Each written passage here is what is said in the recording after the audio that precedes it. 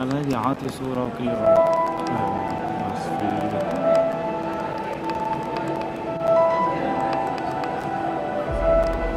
سامعك. اوكي هيك هي اوتو فوكس. ما عندي صوت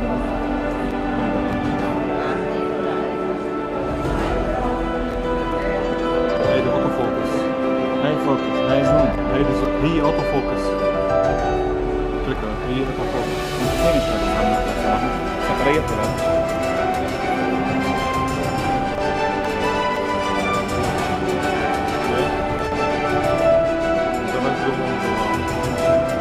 شادي كيف ماشي؟ اوكي روعة. اوتو فوكس.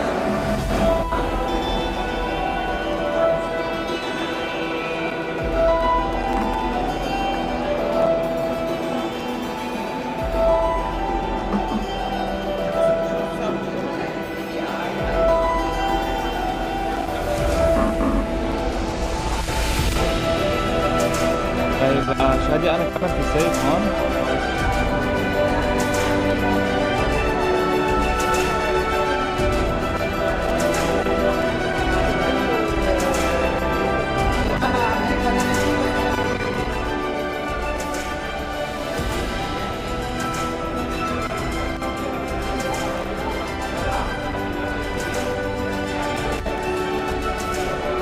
بس انا هون سيف شادي سيف.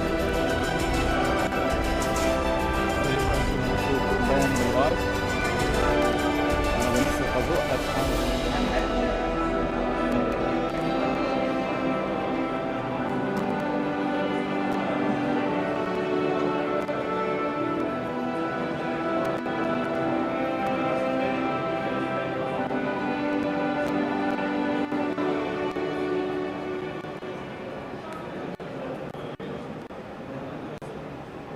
شادي انا مبين معك بالوايد هون.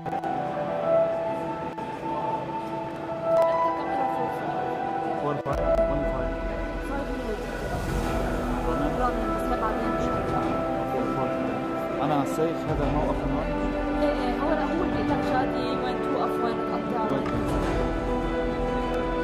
يعني انا بتاكد لك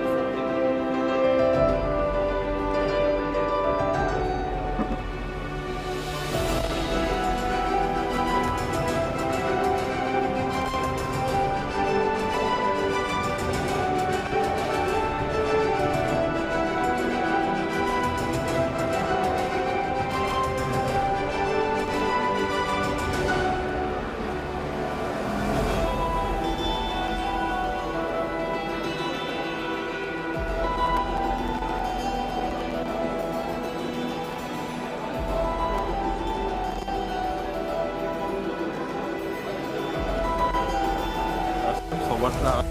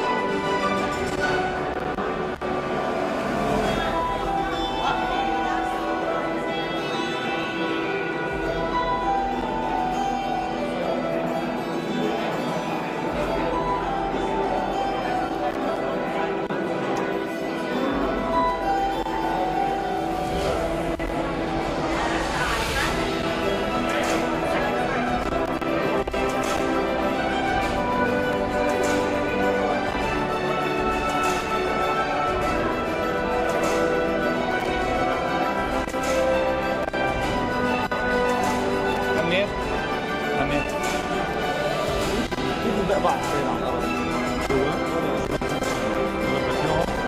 انا بدي اعمل سؤال، بدي اعمل تيست.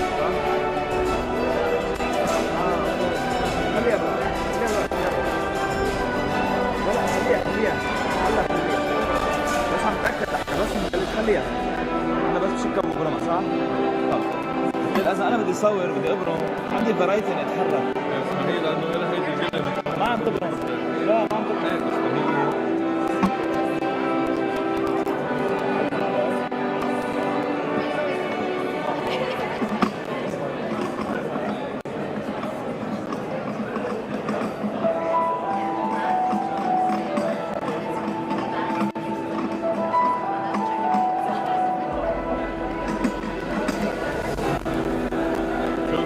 يتحرك. ممكن تحطها هيك لتضلها بس واقفة. لا نو انا عم بلش محضر عرفت.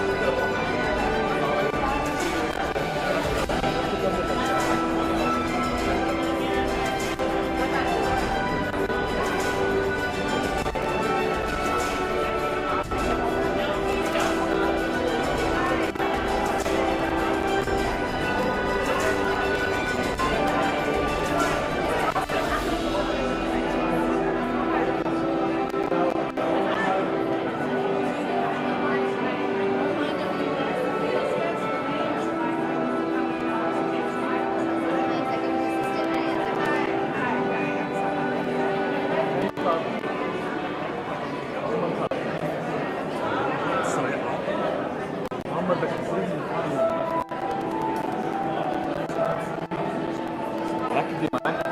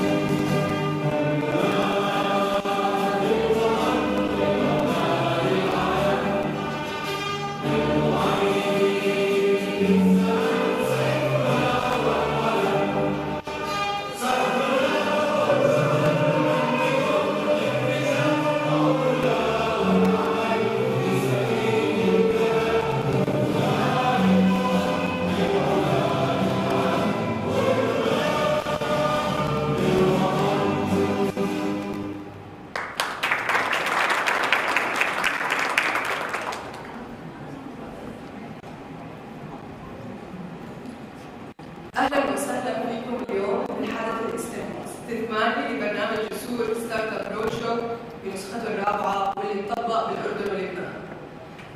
أنا زينة أبو دلبوح رئيسة قسم ريادة الأعمال في جسور متحمسين نبدأ الإيفنت معكم بكلمة افتتاحية من دكتورة ألكسندرا تشير. Welcome to Jusoor Startup Roadshow Demo Day, a networking event in its fourth edition, which was implemented in Jordan and Lebanon. We're delighted to kickstart our event with an opening keynote from our interim executive director, Dr. Alexandra Tchek.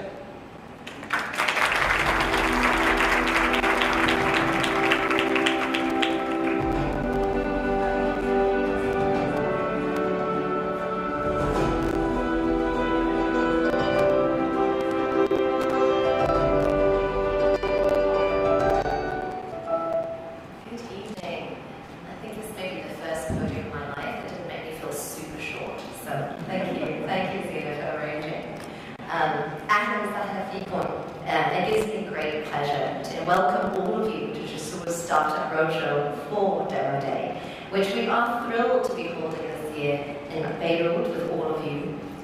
Thank you all for being with us. We're grateful for this opportunity to celebrate the innovation and the firepower of youth entrepreneurs in the Arab world together. Jusoor was founded in 2011 by my classmates at Harvard and their friends in the Syrian diaspora, with a passionate vision for every youth in the region to have the opportunity to pursue a quality education.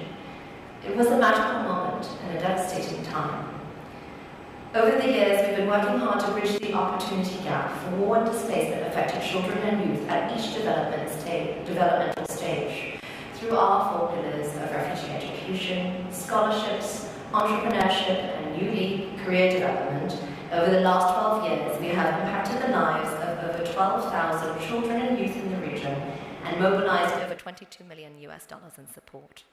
This is evidence that a small team of around 25 can be a beacon of light in even some of the most difficult circumstances and inspire those around them to also make a difference. Jusoor is an unusual model in the humanitarian space, known for our innovative approach, high-velocity execution, and the strength of our global partnerships. We believe in lean impact and hold ourselves accountable for being nimble and responsive to realities of children on the ground, however harsh they may be. Allow me to give you an example. At our schools, many of which we started in 2014 in the Bekaa, one of the kids who was about probably 5 years old at the time and was in our first year, he was writing Harafasin over and over again. And I was trying to explain to him that the front of the letter has to be small and then you end up with a big swoop. And he sighs at me and there's very big frustration. He goes, "Shو khasni ba Harafasin." And you know, I was speechless because he's right. As you know, the Arabic language is traditionally taught harf. But what happens if you learn 6 letters the first year, forget 2 over the summer, learn 8 letters the next year, forget another 2 over the summer, and then you have to drop out to support your family's income about 4 years in? What have we done for your literacy? And so we ask ourselves these hard questions at Jusoor. And so in our early childhood programs now, we actually teach Arabic like we teach Chinese. We teach full words, so that children are able to sight read them. So even if they drop out 6 months in, they're able to read their name, Bekaa on the street sign, something like hummus or mai or whatever it is that they want to buy the dakini, and they're able to have the love of learning, most importantly, if they're ever able to go back to school. Another example is our entrepreneurship program. Jusoor began our entrepreneurship program in 2014, back when I thought that incubators are only where you put and protect preterm babies, but apparently they give life to businesses as well. I am thrilled that our board of directors, and particularly Dania Ismail, is here because the program exists because of her. She had a vision because our leadership fundamentally sees Syrian and Arab youth as powerful and not passive, and understand that since some of the most transformative ideas in our world started as startups, then why not here? As a trauma psychologist, advisor to the UN, and a scientist documenting the neurological impacts of toxic stress on children's brains, I know firsthand that this work in healing war and loss and fighting injustice can often seem despairing.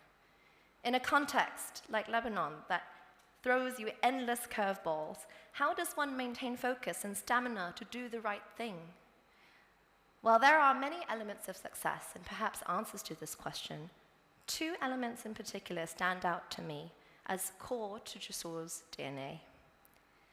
The first is relentless optimism, a quality that is essential for our mission. Growing up in Hong Kong, Sun Tzu's Art of War taught me many things, one of which is that one cannot possibly expect to defeat the effects of war if we do not mobilize with the same level of ambition, discipline, strategy, and coordination as one would do from a military standpoint. As he says, 胜者先勝，然後求戰；敗者先戰，然後求勝.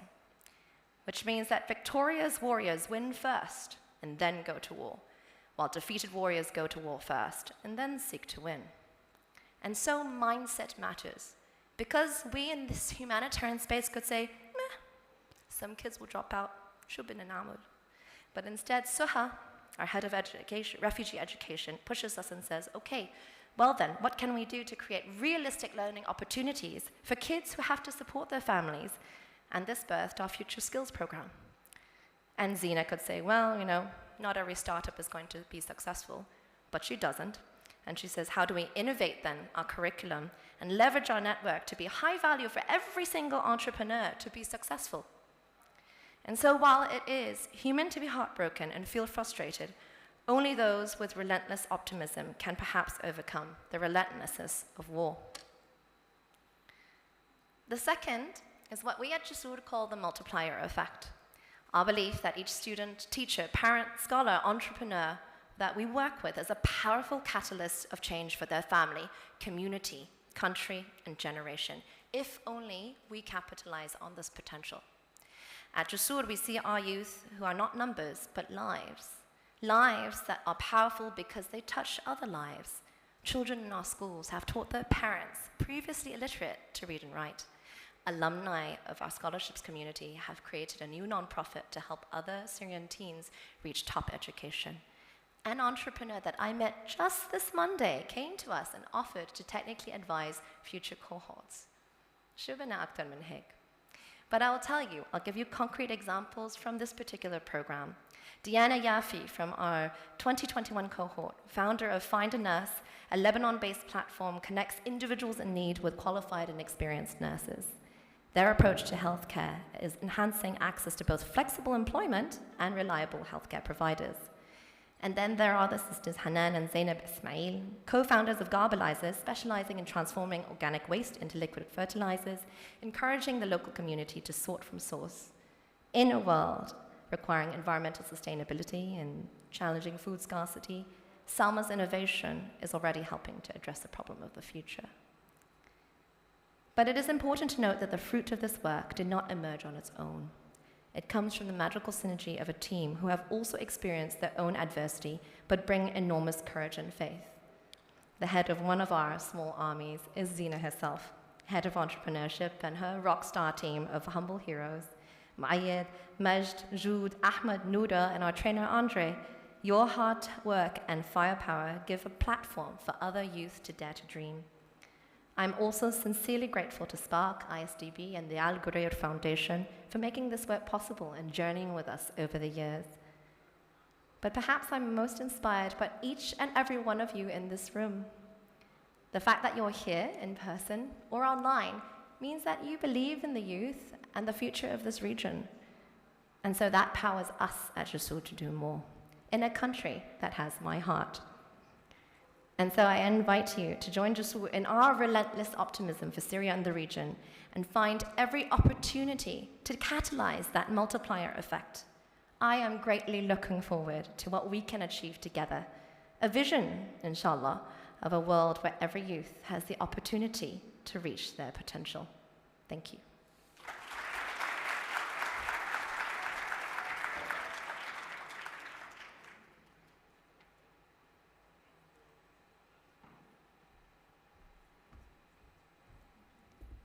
شكراً ألكسندرا.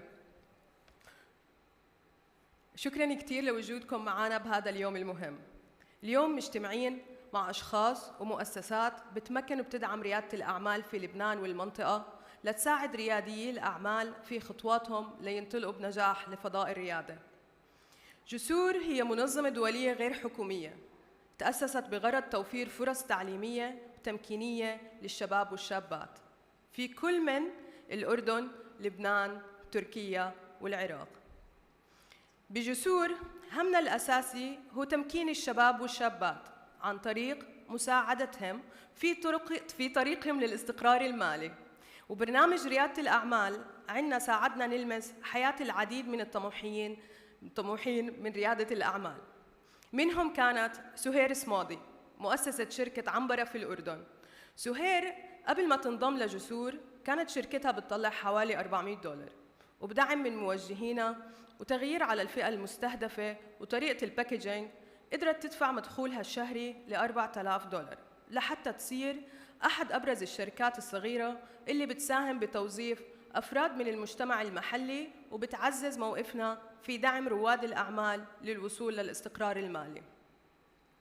قبل 9 شهور بشهر نوفمبر 2022 تلاقينا أكثر من 1000 طلب للانضمام للبرنامج ستارت اب رودشو 4 من الأردن ولبنان.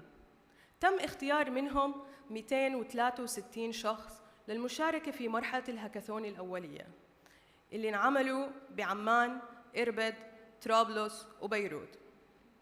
85 شركة ناشئة فيها أكثر من 240 ريادي أعمال تم احتضانهم في المرحلة الثانية اللي هي الانكيوبيتر، اللي استمرت على مدى 4 أشهر، وتخللها أكثر من 26 ساعة من التدريب المتخصص، وانعقد خلالها أكثر من 645 جلسة توجيهية فردية.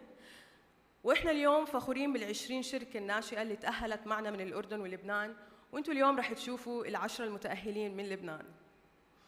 اللي بنشهده اليوم هو نتاج مسيرة عمل اشتغل فيها أكثر من 175 مدرب وموجه ومقدم خدمات وعضو فريق، اشتغلوا معنا عن كثب خلال الأشهر الستة الماضية حتى نوصل لهذا اليوم.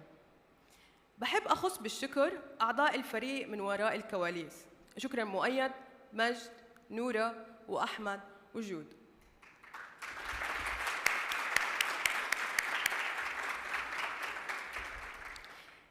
اليوم رح تنتهي الرحلة تبعت ستارت اب رودشو 4، فحبينا نشارك معكم لمحة قصيرة عنها من خلال هذا الفيديو القصير أو الفيديو القصير.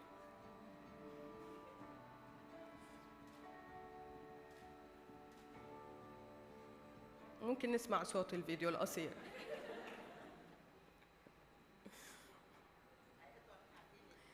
ما فتيم ورا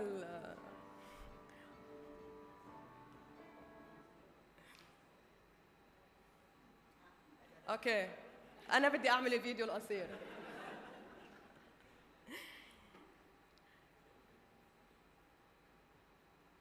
اوكي بعدين بنورجيكم الفيديو القصير.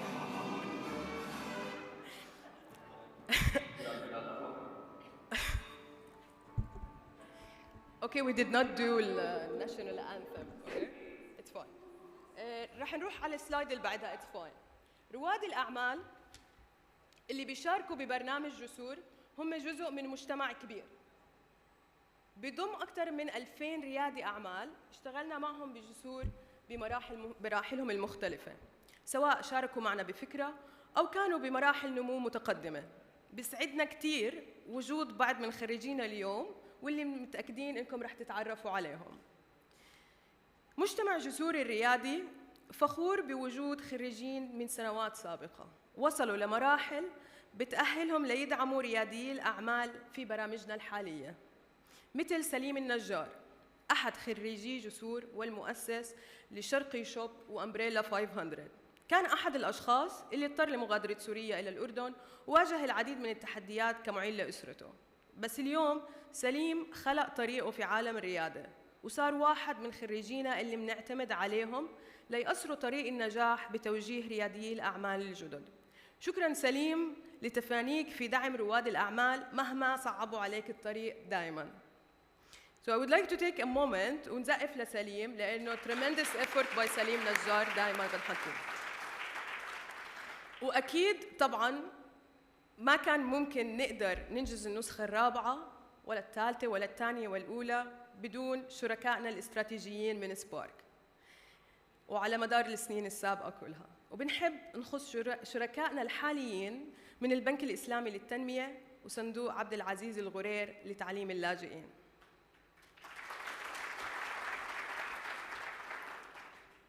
هلأ رح نبلش العرض التقديمي ل10 شركات. بحب أرحب بالجادجز الموجودين معنا اليوم. معنا فوزي رحال جنرال مانجر at Flat 6 Lab لبنان، محمد معاوية سينيور ريجنال بروجرام اوفيسر at Spark، وطبعا الغنية عن التعريف اسمهان زين partner at Philovolt Crypta, CEO of أرضي أرضك and board advisor at Lebanese League of Women in Business. Thank you judges. بس للتذكير كل فريق رح يكون معه 3 دقائق يعرضوا و3 دقائق Q&A. Thank you so much.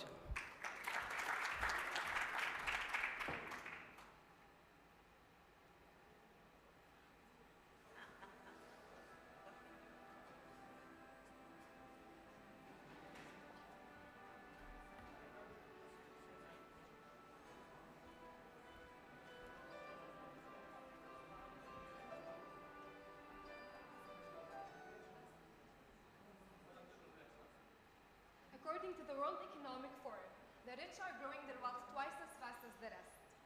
This income disparity is particularly pronounced in the MENA region and across millennials and Gen Zs. I don't know, I think this was not working. Okay. So I'll have to repeat. I just have to repeat from here. Okay. According to the World Economic Forum, the rich are growing their wealth twice as fast as the rest. This income disparity is particularly pronounced in the MENA region and across millennials and Gen Zs. Capital owners have an unfair advantage. They can allocate their capital better and manage the risk profile. One of the most favored assets used by these wealthy people to manage, accumulate, and preserve their wealth is real estate. As it's a stable asset, has low liquidity, as it's a hard asset, has low volatility, and offers very attractive yields compared to other investment alternatives like stocks and bonds. Yet, it's unfortunately not accessible by many due to large capital requirements, property vetting, time-consuming legal paperwork, and the need for professional property management services. We want to change that. We want to make real estate accessible by the masses. Share the Block is MENA's first real estate investing platform that allows you to invest in a fraction of an asset, starting from $5, and earn liquidity through selling in our secondary market. So how does it work? We start by sourcing the best properties with the highest investment potential, break them down into smaller fractions, allowing you to invest in as little or as much as you can afford, and participate in returns generated, proportionate to your investment, all from the comfort of your phone. We're offering an end-to-end digital experience. You register, comply with our KYC, get access to our marketplace of pre-vetted investment opportunities, decide how much you want to invest, and manage your personalized dashboards. 5 clicks, and any one of you can become a real estate investor. What's exciting is that real estate is borderless, which makes our business very scalable. We take advantage of all the domestic activities happening in markets of interest, like KSA real estate sector, allowing us to tap into a huge market of more than 4 million rental units. We aim to sell 0.5% of the market in the coming 5 to 10 years. Our business model is simple.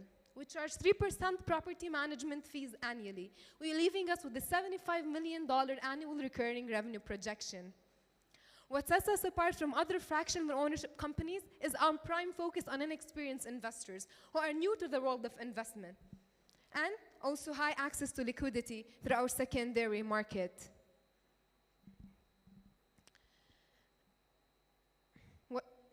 Over the past 8 months, we've accumulated interest from tens of potential investors, and we've built the legal and regulatory foundations that would allow us that would allow our customers to get access to fractions of assets in KSA and UAE.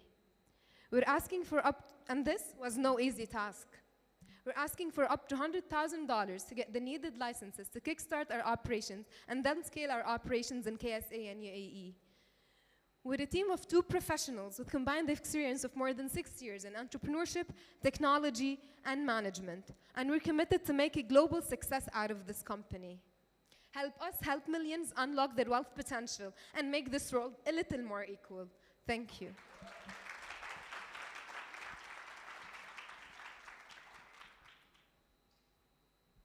So I'll be taking the Q&A.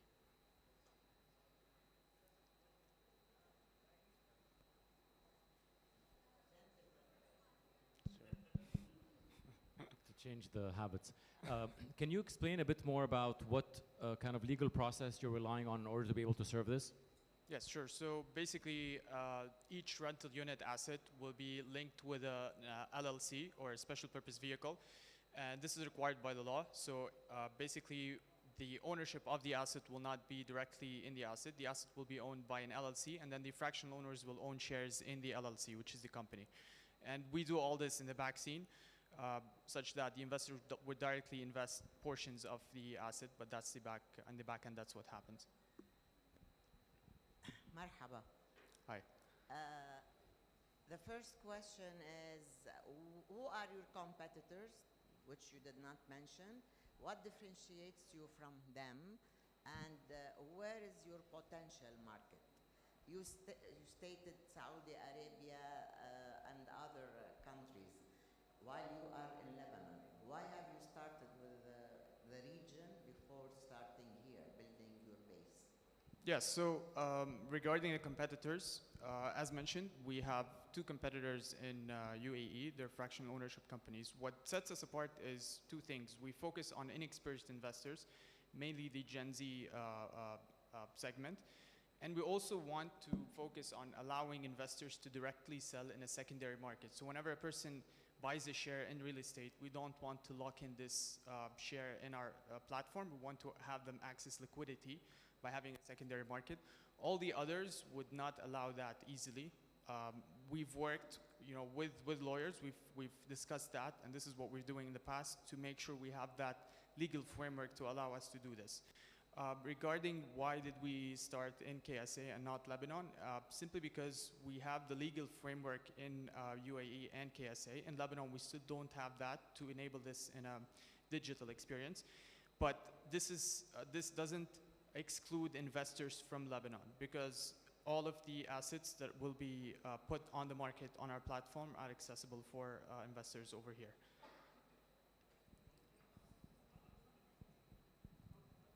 Well, I don't know if we have time to explain all the questions I have, but I just want to know how we're going to convince those little investors to join you while you don't offer other than, as I understood, you offer some stocks or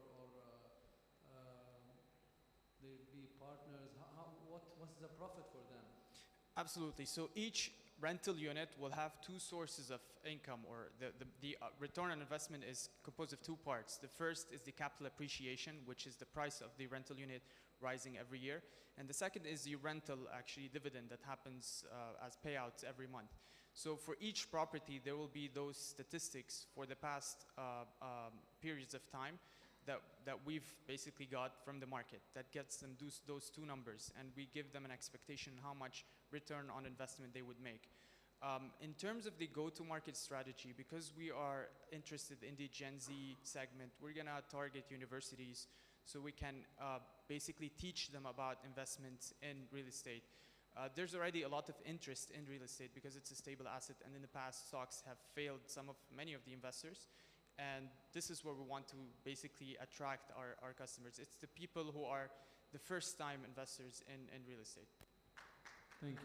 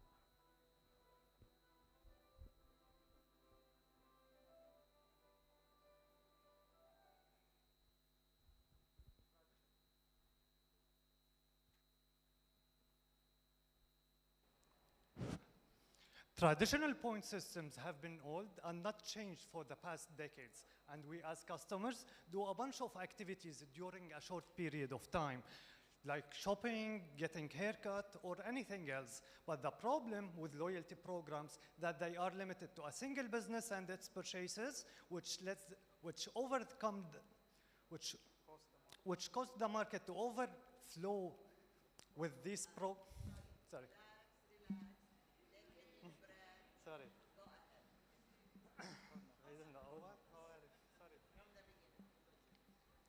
Traditional loyalty programs have been old and not changed for the past decades. And we, as customers, do a bunch of activities during a short period of time, like getting a haircut, shopping, or anything else. But the problem with loyalty programs is that they are limited to a single business and its purchases, which cause the market to overflow with these programs, which leads to expired or unused points. So we came up with a solution, which is as which is a single program for all these businesses with a variety of ways to earn points that can enhance rewards and customer experience due to the synergy that we are trying to build.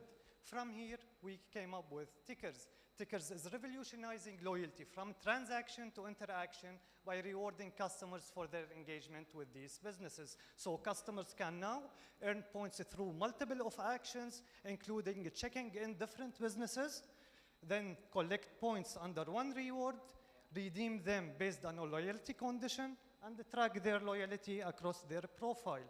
As for businesses, they can access metrics and insights on the dashboard and watch their profile grow by their customers' stories. Some of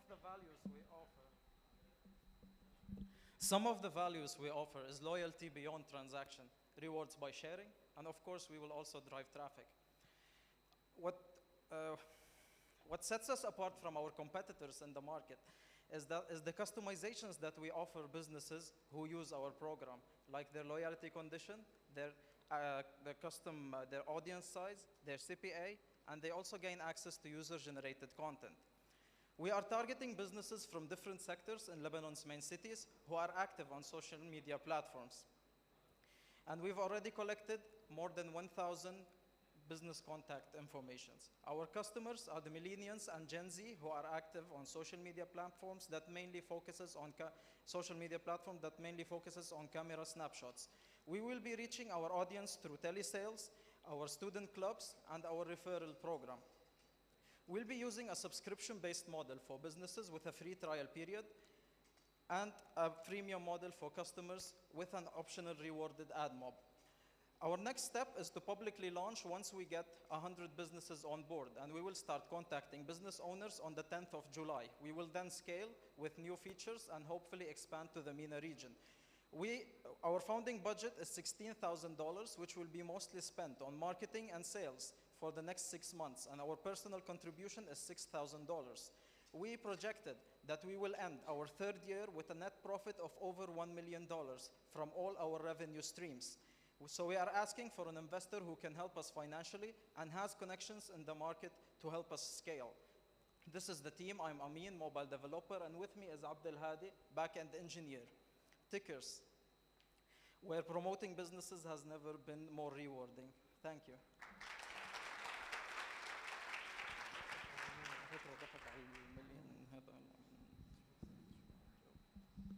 مرحبا شباب يعطيكم العافية.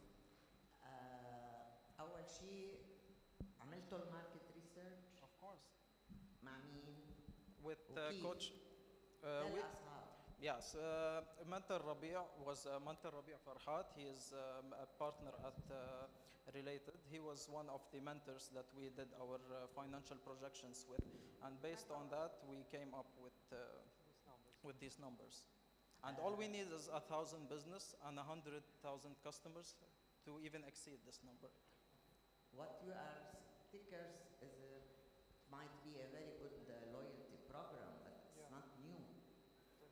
Nothing innovative in it. Sorry, don't No, it's okay. misunderstand me. It's okay. My role is not only to be a judge, but also to give you the right advice. Sure. Because you are still at the beginning of your career. So it's not innovative, it's very competitive, and you have to do more market research in order to know the competencies of your competitors and their values. This kind of business can flourish, can succeed, but you are not the soul in the market. This is my advice. Yeah, we respect your advice. Thank you. I'll turn my advice into a question, just because Okay. I'm supposed to ask you a question. Can you, when you say you're going to get 1,000 customers, Yeah. and, or businesses and 100,000 customers, and that you project to have $1 million of profit in the first year. It's third year. Third year, Yes. that's still a very big number. Yeah, it is. It's a very big number, It is, especially that yes. you haven't launched yet. Yeah. So this is based on an Excel sheet, right? This is just based on numbers and assumptions. Yes, it's all You're there. not taking into consideration how much time it's going to take you just to actually sign someone up, or onboard them, or you know, or get them to try before they pay, etc., etc. So as a high level advice, don't throw these numbers out. They sound arbitrary because they are. Now on a question level, and again, I think I've asked you this question before because it's also not clear. Can you explain to us how you plan on customizing these dashboards for the customer, for your restaurants, particularly with regards to being able to have me as a person buying from different stores, be able to convert these units or points or whatever it is, or loyalty points, to someone else's, right? Today it's very challenging for airlines and hotels to be able to convert a mile here to a mile there. So how will you be able to do this delicately between different industries that are or different service provider types out there in the country? Okay, go ahead. So each business has its own check-in price, CPA. احكي عربي.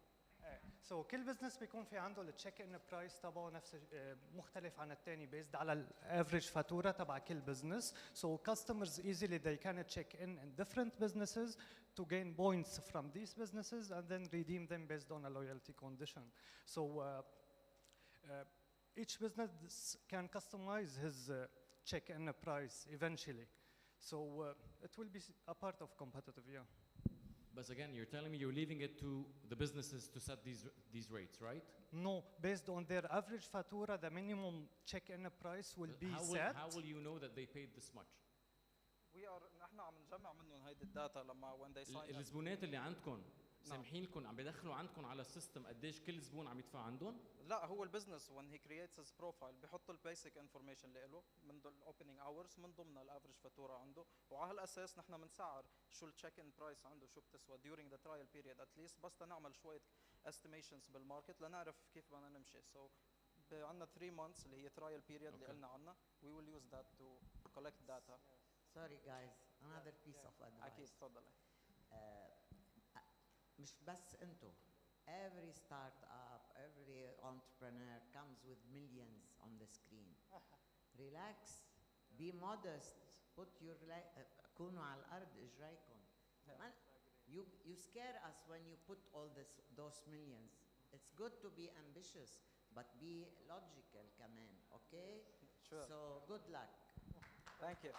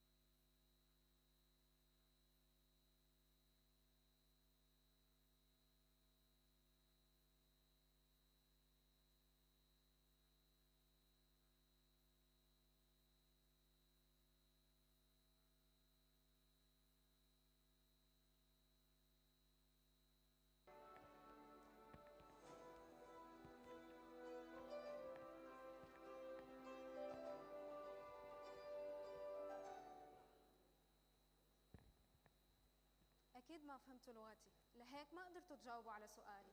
للأسف هالمشهد بيتكرر بحياة أكثر من 430 مليون شخص أصم حول العالم، 90% منهم خلقوا لأبوين سامعين، وبحسب الاتحاد اللبناني للصم والبكم في أكثر من 150 ألف أم لطفل أصم في لبنان، من بينهم ماما يلي كان طفلها الأول أصم. ماما ما قدرت تتعلم لغة الإشارة، والنتيجة كانت إنها عانت من صعوبات وتحديات قاسية بالتواصل مع أخي الأصم. هالشي أدى لتراجع مستواه التعليمي يلي للأسف انتهى بتركه للمدرسة وعزلته عن المجتمع.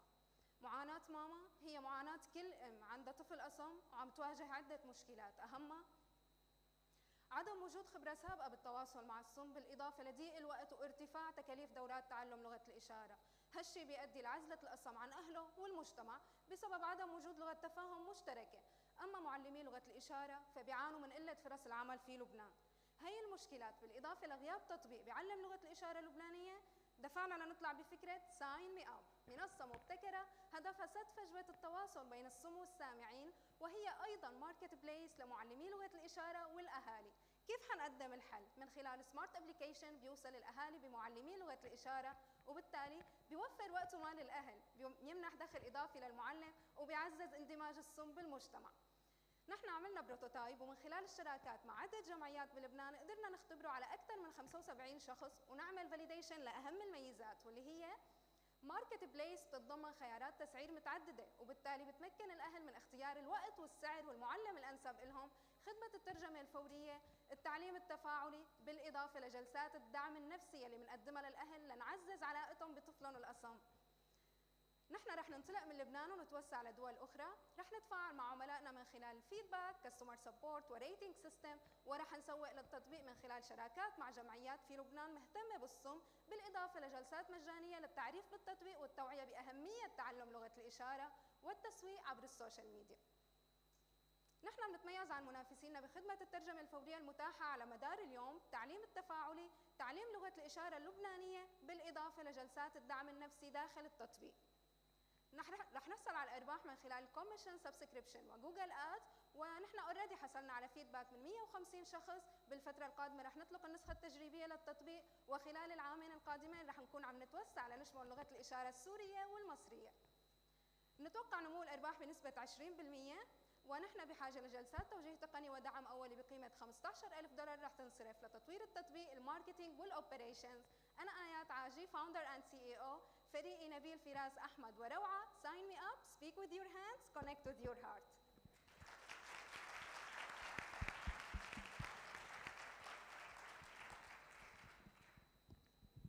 شو اسمك؟ آيات. كيفك آيات؟ الحمد لله. أول شيء آية، أنتوا فتوا بشيء كتير مطلوب ببلادنا. لسوء الحظ disabled children ما عندهم opportunities يتعلموا ويتطوروا. I would have loved to see a prototype, a short video on this. Unfortunately, you don't have it. Of course, the market is massive, is very big. بلش البلاتفورم. Have you started it? No, it's هو على ارض الواقع. هلا نحن عم نعمل جلسات لتعليم لغه الاشاره، بما انه فريقنا بيتمتع بثلاث معلمين لغه اشاره، فعم نتعاون مع جمعيات ونعمل على ارض الواقع. فقررنا ننقل هي التجربه لابلكيشن لنسهل وصولها لفئات اكبر من المجتمع. اوكي. انا ما راح اسالك عن الفاينانشالز، هيدي شغله زميلي فوزي، بس انا بدي اقول لك انه دعم موجود من كثير جمعيات بلبنان وبسوريا وبالاردن. لازم نشوف البروتوتايب لنشوف كيف فينا نساعد، وانا عم بحكيكي with passion simply لانه انا عندي اخت ما بتسمع، فشكرا للفكره. Thank you. ايات، ثلاث اسئله هيك بسرعه. اول شيء عم شوف هون ماكسيمم برايس $30 $30 على السيشن، فيك تعطينا فكره عن لما عملت السيرفي والماركت ريسيرش تبعك قديش كنت عم تفكري تكون سعر السيشن؟ اكيد نحن بعد ما عملنا دراسه معمقه للسوق وعملنا منتورشيب سيشن من جسور، تبين معنا انه انسب تسعير للجلسات هو رينج معين بين 10 ل $30. بعد ما سالنا اكيد كل المراكز اللي بتقدم دورات تعلم لغه الاشاره، فحطينا رينج معين بيقدر المعلم يتسجل داخل التطبيق ويختار سعر جلسته بنفسه بس ضمن هي الرينج. وفكرتي كيف رح يقدر المعلم يستلم هالمبلغ من التلميذ؟ اكيد نحن موفرين خيارات دفع متعدده مثل OMT وش ماني وغيرها وغيرها. اخر سؤال، شو التحديات اللي عندك اياها اليوم لتقدري تنزلي هذا التطبيق على السوق وتساعدي العالم؟ حاليا نحن بمشكله التمويل، بس اذا ما حصلنا على تمويل كافي هذا الشيء ببطئ عملنا بس ما بيوقفنا. اوكي، انا بس بدي اسالك عن الفريق العمل، مين في بفريق العمل رح يكون عم يشتغل على هيدي التكنيكاليتيز وعلى الابلكيشن، وشو عم تفكروا كمان بعدين لقدام تعملوا، شو عم تفكروا تضيفوا ميزات او سيرفيسز على هي الابلكيشن؟ نحن فريق عملنا، انا فاوندر اند سي او ودرس لغه الاشاره ليفل 1 اند 2. نبيل هو ساين لانجويج سبيشالست، هو عنده 5 سنين خبره بتعليم لغه الاشاره، وفراس بروجرامر. وعندنا روعه سويد هي سايكولوجيست وايضا متخصصه بتعليم لغه الاشاره، واحمد عطاي حيكون اوتريتش وماركتينج.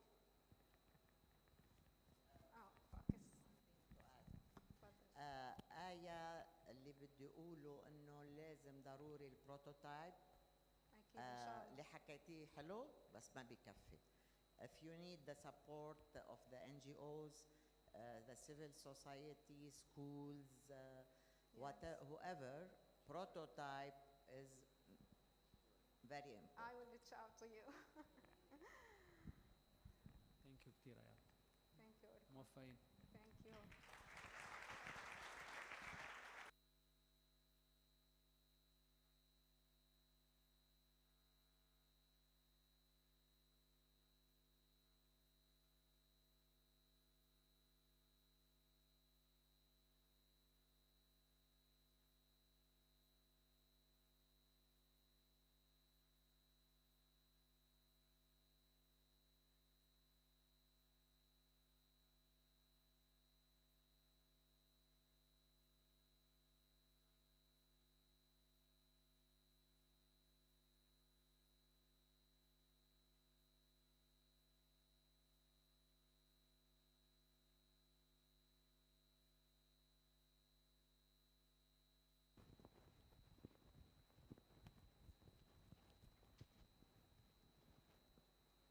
Two years ago, my grandfather, he's a farmer. He asked me to help him automate an irrigation system, to help him decrease efforts and countless kilometers he travels daily to water and improve his crops. However, he soon despaired, realizing that without connection and electricity, even an emergency phone call to my grandmother is impossible. Frustrated by his struggle,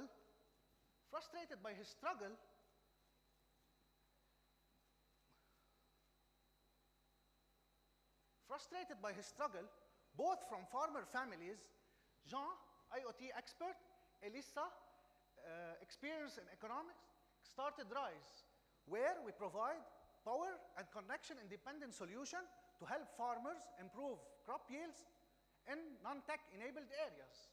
We created an off-grid based solution to help farmers use a partner network in Lebanon, especially in rural areas with no need for direct connection or power, to use up to 10 years battery-powered sensors to automate, to control, and to monitor agriculture processes effectively. We aim to reach our segment is farmers like my grandfather, agriculture companies in rural areas, food supply chain providers, wineries, and beekeepers. They can benefit from smart irrigation, smart fertigation, pest detection, weather control and monitoring for $100 to $1,000 per hectare and a $4 monthly subscription for the network and application. Our beehive tracker is $100 to $300, where beekeepers can monitor colonies closely and detect diseases earlier and environmental stresses.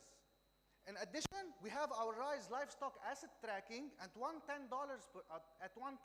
per device, where farmers can monitor livestock movements and body temperatures to prevent theft and straying and to have grazing patterns. Our competitor, Libatel, uses low power sensors, IO3 integrated artificial intelligence. Most of them focus on all agriculture aspects, but none of them can operate without the need of power and connection. We aim to reach our farmers using partnerships, value-added resellers, direct outreach, agriculture trade shows, and optimized social media. The agriculture sector in Lebanon is valued at $1.1 billion. The newly developed IoT market in Lebanon is estimated around $100 million. We aim to reach in the next 3 years $1 million. Till now, we have 3 paying customers with $3,000 in sales. Our RISE Beehive Queen and disease detection is in test phase. And smart farming and tracking system solution is available on market in collaboration with international partners. In the first half of 2023, we created our online presence and developed our business plan. In the second half, we are aiming to enhance out our application, create more marketing efforts, and create new products in order to extend to new markets. The startup cost is around $100,000 that we already invested in $7,000.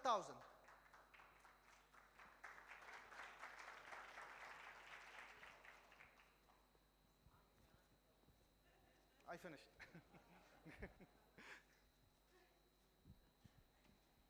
Thank you very much. There is no doubt that the agriculture solutions are badly needed, not only in Lebanon, but in the region. But forgive me, I need you in 3 sentences to explain to me البلاتفورم شو بيميزه عن غير platforms بلبنان. Okay, at first we are using at first we are using a decentralized network system that is independent of the traditional network systems, that is covering all Lebanon, especially rural areas, and covers 195 countries and 67,000 cities around the world, without the need of direct internet or direct power that can use up to 10 years battery-powered sensors. So the farmer takes the sensors, plants it in his lands, and he forgets about around up to 10 years, forgets about it, and he can monitor it remotely without him having direct internet connection or any electrical cables. Him or her, you mean? المرأة والرجل. Both. لأنه النساء عنا بيشتغلوا أكثر in agriculture. Of course. طيب, have you tried this device? Yes, of course. We have deployed device that we are testing now, and we have people that are using. How much is the device? It depends on the whole solution, between $100 to $1,000 per hectare, depends on what the customer needs. Just to add on to the numbers that you shared, on your slide said $4 per device, then it says $300 per beehive, then it says $110 per tracker. For every individual piece of cattle that I have, I need to install a $110 tracker so that I can track the health and whether I lose it or not? No, this has a different solution for the tracking system. If you have a big cattle herd, yes, so you can just install one device with additional devices that are lower at cost. Okay. What you're saying is that you're building something based on a mesh network. Yes. Does the mesh network exist today? Yes. How? It's a decentralized network around What the are world. the devices that exist today that you're going to be connecting to? LP1 network, low power wide area. What are they? Where are they? What devices? Right now, you're telling me there's a mesh network here. It's built on a device that's plugged to what, and what is it? Asset tracking devices, all agriculture devices around the world that use the protocol LP1. I understand. In Lebanon. Today, Yes. what devices exist and where? All over the world. No, you are not answering the question. The helium network. It's an international decentralized network. So you're not making this network. You're just pulling it off of the open network, the helium network. Yes, I was the community founder of the Lebanese helium network. So to answer her question, what makes you different, at least from what I understood, is that you're using devices that don't utilize the general Bluetooth Low Energy, Zigbee, or Z-Wave networks. You're using this one. That's the difference that you're making. So if somebody else has this similar hardware, what would then your competitive edge be? I didn't get the question, sorry. إذا حدا تاني استعمل الهيليوم. Yes. شو بيكون أنت عم تعمل شيء مختلف عن الآخرين؟ At first, it's still we are still like the first people around the world to utilize it. Around the world? Yes. Yes. The network is here, but solution providers are not here yet. They are growing right now. Worldwide? Yes. Are you sure? Yes. Can I challenge you? Of course. I will. I've been 3 years helium community founder in Lebanon. I'm ready to challenge you. I'm ready. أنا بس بدي أسألك شوي عن الفاينانسز لأنه شفت البادجت أو بدي أفهم بس قديش السيد فاند اللي أنت عم تدور عليه هلا مبدئيا تتبلش تعمل هالبروتوتايبس اللي عندك. Okay, at first نحن في prototypes already يعني صاروا رح يخلصوا، في اشياء نحن we use from international suppliers. الفاندنج الستارت اب كوست اكيد بدها تكون عندنا بده يكون عندنا نيو هايرز لانه نحن مضطرين كمان نحط معنا agriculture advisors تيعرفوا ينصحوا المزارعين what are the best solution وكيف بدنا نعمل optimization لهوس sensors based on different soils for example او غيره. اكيد عندنا نحن النتورك سيرفر that we need to deploy هيدا كمان is costly وعندنا يعني كل الانفراستراكشر لهالديفايسز واكيد عندك ريجستريشن بس ما اطول عليك هلا عندك رقم مثلا انت بدك تبلش فيه رقم مبلغ معين. Yes, we said okay, we are raising $100,000. 100,000. Yes. Thank you very much. Thank you.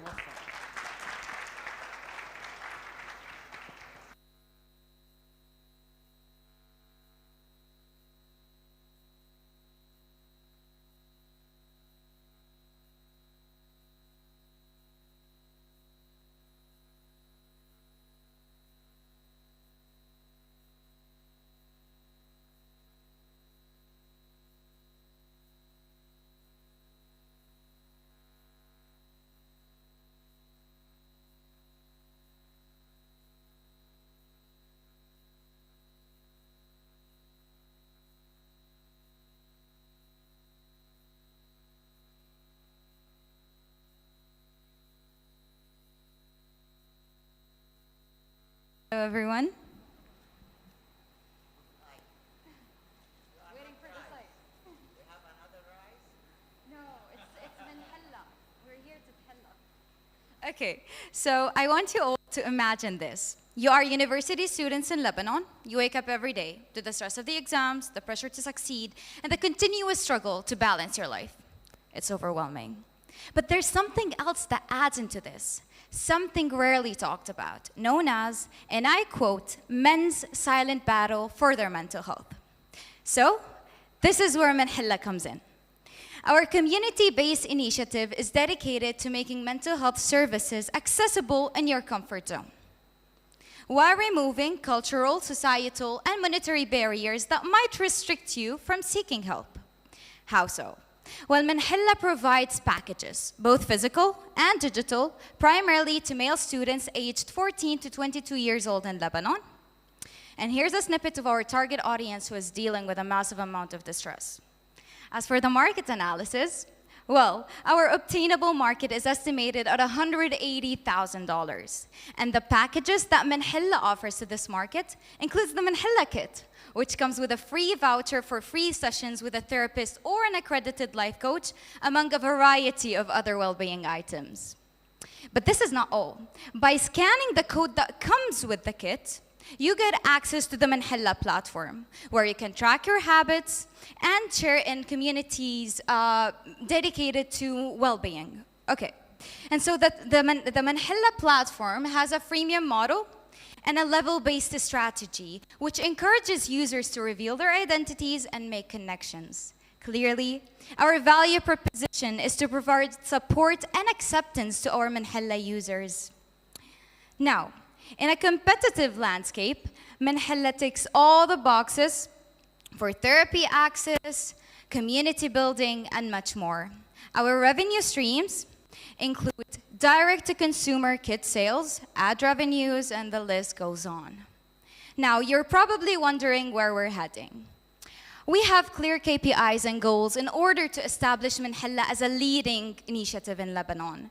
As you can see, we are constantly marking, evaluating, assessing, and changing our products in order to meet the needs of our market and so that eventually Manhella could expand to the MENA region.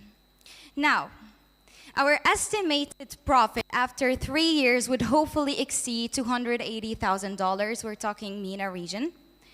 And what we're asking to make this dream a reality is $22,000 that would go to the manufacturing of both the kit and the platform.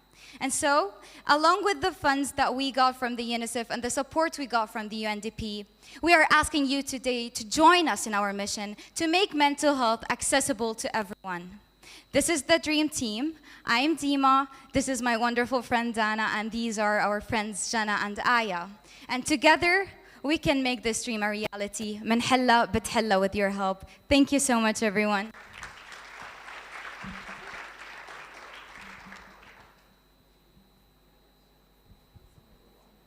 يعطيكم العافية صبايا. Can you elaborate ليش التركيز على الميل aspect? Okay.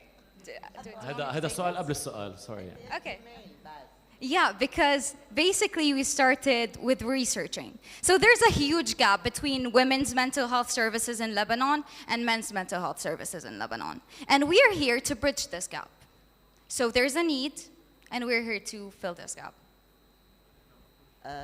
How did you know that? Basically, we researched and we did surveys. So basically we started... So you researched and surveys On how many people? Well, basically, we started small because we are university students. Where do you study? Well, I studied at the Lebanese American University. My friend Dana Balamand, and we have friends in both LIU and Hatab al-Lebaniyya. We asked them to help us in sharing our survey. And we asked our friends whether they would love this idea. This is how it started. Not to take too much time, Yes. try to answer. Okay. So started. The question is, it's solely a platform, or you will have No. one-to-one too? There's one-to-one. So basically, do you want to go ahead? Okay, so we have 3 services. First one being the kit. The kit is gender neutral, so this is to support our trainings and workshops and the platform. So the kit will have a free voucher for a therapist or a life coach.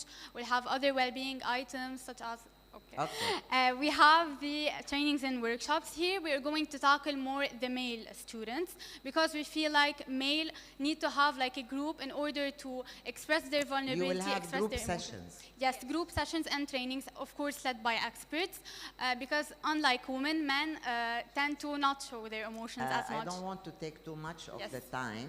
I hope I answered your question. Yeah, you did, but I'm still not convinced that this is only for men, or they No. have more stress. They are stressed more than women. No. Secondly, do you know?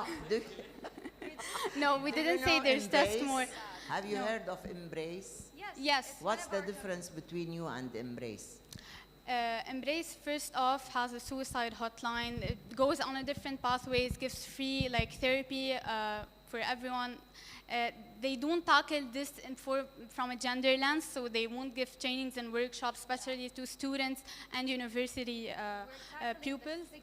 Yes, so we're tackling the stigma, and we're trying like to tackle this from a gender lens to see each one where is the peer pressure, how we can like help them handle this much more.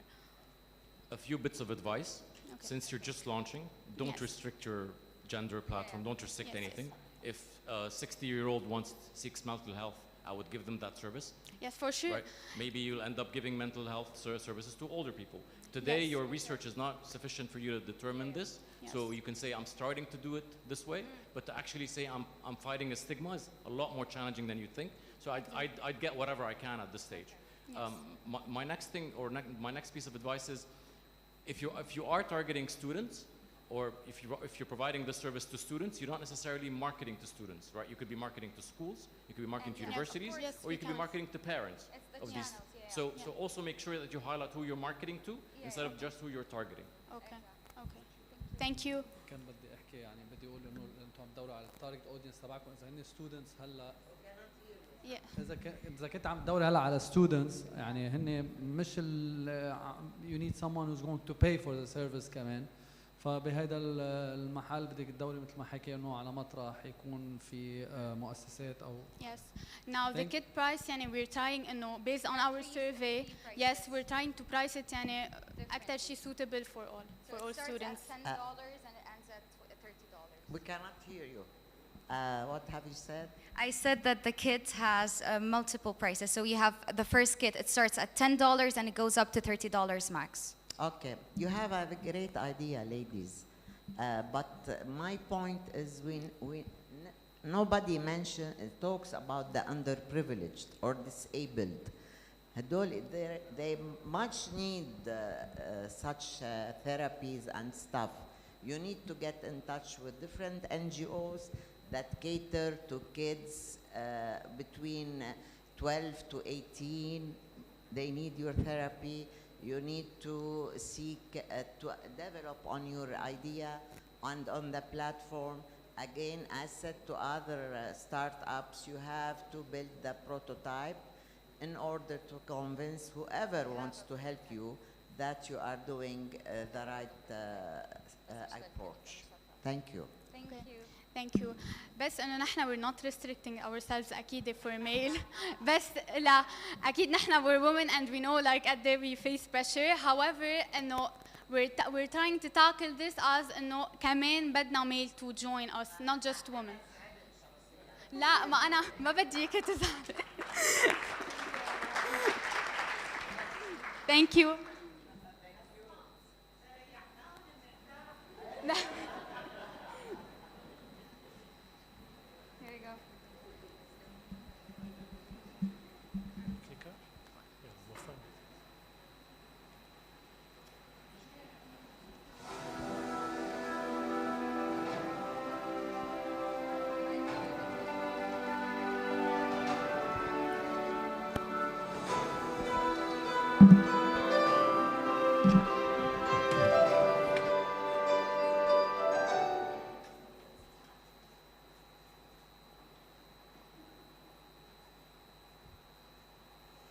230 ملعب ونادي رياضي متواجدين بشمال لبنان.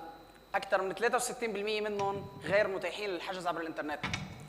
وأكثر من 70% منهم بيستخدموا دفاتر ملاحظات لتسجيل بيانات العملاء الخاصين فيهم.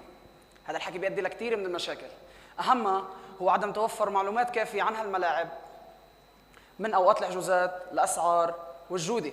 هذا الشيء بيرجع لعدم قدرة أصحاب الملاعب على إدارة تنظيم أعمالهم بالشكل الصحيح. أنا كنت أحد الأشخاص اللي عم واجه هذه المشاكل. هذا الشيء اللي خلاني أطلع ب لايبر هي منصة رياضية بتساعد الرياضيين على إيجاد وحجز الملاعب، بتساعد أصحاب الملاعب على إدارة تسويق أعمالهم بالشكل الصحيح. لذلك الحل اللي بيقدمه لايبر هي طريقة الحل اللي بيقدمه لايبر هي منصة رياضية تقدر من خلالها تلاقي الملعب بجميع المعلومات اللي أنت بتحتاجها من خلال موبايل أبليكيشن. هول الصور بيوضحوا كيف ممكن اليوزر يقدر يعمل لوج ان ويلاقي الرياضة اللي هو بيحبها لحتى يوصل انه يلاقي الملعب بجميع المعلومات اللي هو بيحتاجها وينقي الوقت والتاريخ اللي هو بده اياه. بالسوق اللبناني في اكثر من 5000 ملعب ونادي رياضي. بعد ما عملنا دراسة ميدانية على اكثر من 200 ملعب منهم، قدرنا نتاكد من وجود 50 ملعب معنا بعقود مبدئية. الزباين تاعونا الفعليين هن اصحاب الملاعب اللي رح ياخذوا الواجهه الاساسيه من برنامج الاداره اللي نحن بنقدمه خدمه مجانا، بس للوصول للمزيد من الميزات والخدمات اللي نحن رح نقدمها رح يضطروا انهم ياخذوا واحد من هدول الثلاث باكجات اللي عندنا هون. هذا الجدول بوضح المنافسين وشو الخدمات نحن بنتميز عنهم فيها. اللي بميزنا اكثر شيء هو وجود برنامج اداري مخصص لكل ملعب بحسب الحاجات اللي هو بده اياها. بنفس الوقت انه نحن بنوفر منصه رياضيه بتساعد الرياضيين على تعبير عن رايهم بمجال تقديم الخدمات الرياضيه. بالنسبه للتسويق، نحن قدرنا نوصل لاكثر من 20 نادي رياضي، يعني اكثر من 500 شخص، وعملنا معهم عقود مبدئيه.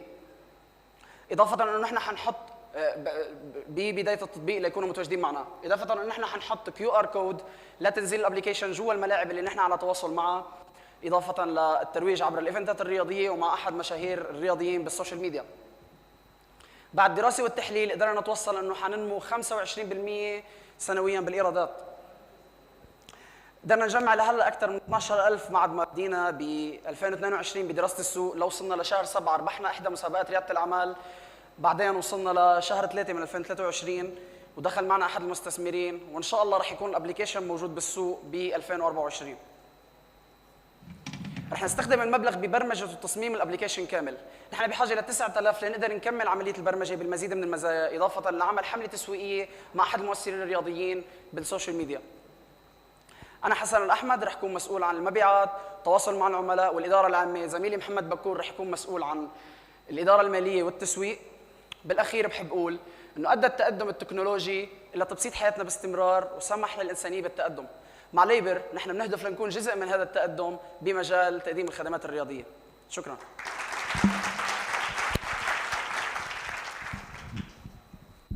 أنا بدي أسألك هلا في حال أنت لقيت مستثمر أو حدا يمول هذا المشروع، شو هي الصفات يلي غير التمويل اللي أنت بتبحث عنها كشريك يكون معكم أنت ومحمد بكور كمان؟ شو الصفات اللي أنتم عم تبحثوا لها بعد؟ هلا طبعا نحن كل ما كان الشخص المستثمر خبير بالمجال اللي نحن بنحتاجه، يعني خبير بالمجال الرياضي، رح يكون عم يفيدنا أكثر. وكمان بنفس الوقت بحسب الخطط اللي نحن بدنا نبنيه، يعني نحن عندنا خطط توسيعيه مثلا لبلدان معينه، اذا كان هو عنده خبره بهدوليك الاسواق، يعني مثلا نحن من خططنا التوسيعيه انه نطلع على السعوديه وعلى مصر، فاذا كان عنده خبره بهدوليك الاسواق اكيد رح يكون افضل بكثير من باقي المستثمرين الثانيين، يعني نحن اكيد ما رح نكون عم ندور بس على المبالغ الماليه. سؤالي انا، انت البلاتفورم للبنان؟ يس لبنان. سامع بشركة كمان ستارت اب وناجحة اسمها فلاي فود. لا فلاي فود انتو از انذر ثينج غير هديكي كاستمر. يس انتو قديمة. فلاي فود من بيت اسماعيل. هو بيشتغل على ليفل الريجن كلها. So I put you in touch معه.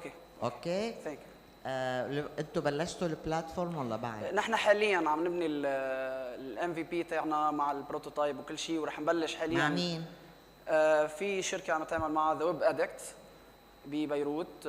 حاليا نحن عم نبني الابلكيشن كديفلوبمنت مبدئي، يعني تقريبا حيخلص ب 2024 لنعمل له ننزله على السوق. اوكي. نحن بمرحله الديفلوبمنت حاليا يعني. طيب انت ناوي تعمل ماركتينج in the region for all the sports activities within Lebanon؟ نحن حنبلش اول شيء بالجيمز وبالفوتبول تحديدا وبالملاعب اللي لها علاقه بمجال الفوتبول تحديدا يعني. بعدين حنتوسع شوي شوي لباقي الرياضات مشان نحن نكون اكثر شيء سبيسيفيك.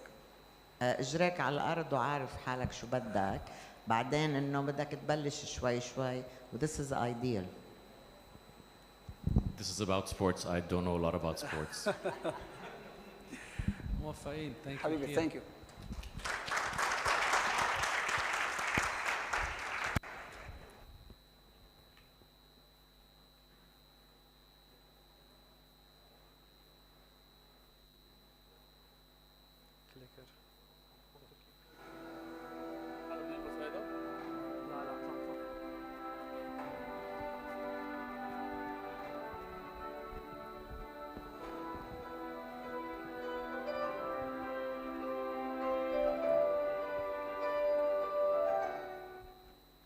مثل ما بنعرف تعليم مش طالع؟ الو اوكي. مثل ما بنعرف التعليم التقليدي بيعتمد على نفس طريقة التعليم مع كل التلاميذ وما بياخذوا بعين الاعتبار اساليب التعليم والاحتياجات الفردية عند كل تلميذ. زيادة انه هالقطاع عم بيواجه كثير صعوبات. مثلا باستراليا حسب اتحاد الاساتذة بنيو ساوث ويلز هيدي السنة في اكثر من 2000 وظيفة تعليم خصوصي فاضية وعدد الاساتذه الخصوصيه نزلوا 30%. بس نحن بكويستا عندنا غير نظره للتعليم ونؤمن انه افضل طريقه تتفهم وتفهم هالتلميذ هي من خلال اجراء محادثات خصوصيه معه. بالاعتماد على الالجوريزمز والذكاء الاصطناعي بنقدر نفهم هالتلميذ بالتفصيل، نقدم له تعليم مخصص، نطور له نقاط ضعفه ونرافقه بكل مرحلته الدراسيه. هدفنا وهيدا هلا مبلشين نحن بمنصه اسئله واجوبه وبتوصل الاساتذه التلاميذ باساتذه حقيقيين بيقدروا هالتلاميذ يسالوا اسئلتهم بطريقه كثير هينه، صوت صوره كتابه. بس يسالوا هالسؤال بنحلل لهم شخصيتهم، بنحلل السؤال، بنعمل اوبتمايزيشن للبلاتفورم وبنقول له للاستاذ كيف يجاوبهم باكثر طريقه فعاله ومنيحه.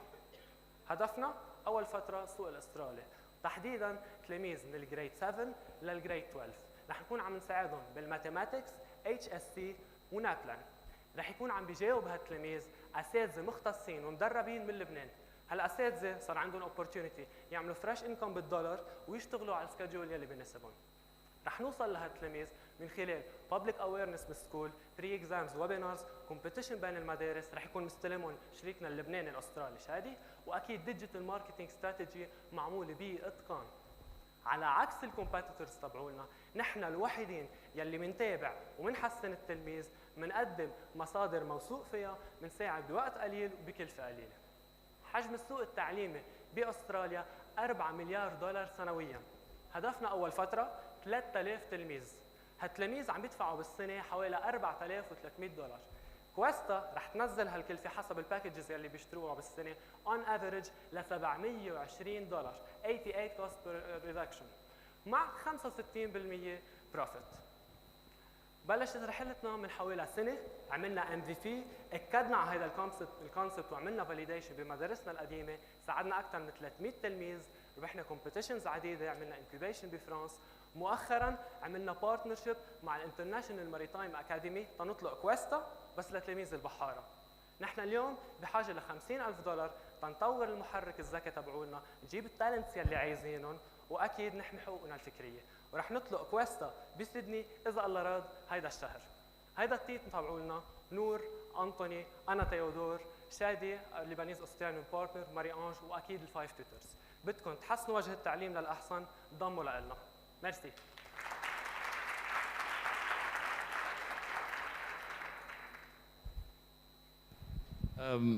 بفتكر اخر سلايد you answered why Australia. You have a co-founder who's there and you're playing on the arbitrage between the rates. Exactly. I'm assuming.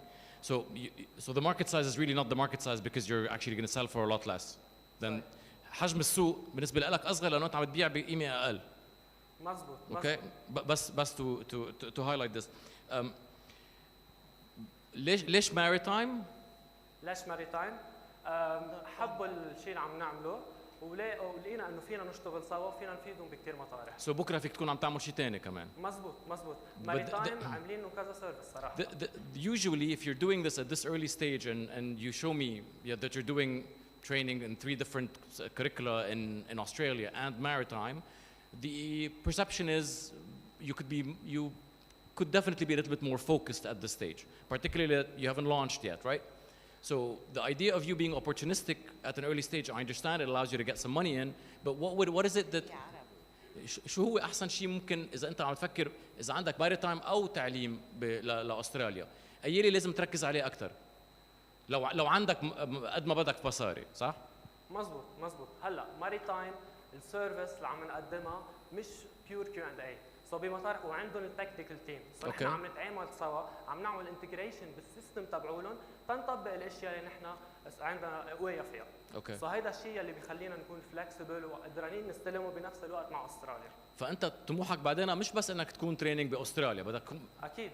اعطيني شويه اكزامبلز عن شو معقول اشياء ثانيه تعملها. ببساطه كويستا فينا مش بس نستعملها للتعليم، تخيل انت بدك محامي مثلا تقول له شو عايز بحلل لك عن جد، مثلا انت عايز محامي خاصه شخصيته قويه، عنده هودا السبيسيفيك كاركترستيك التريتس. سو عم نحكي لارج لانجويج موديل صرنا هلا.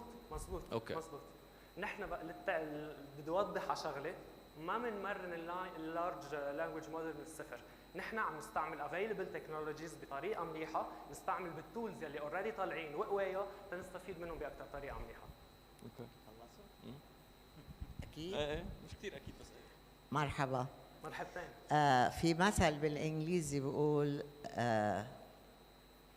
Jack of all trades, master of none.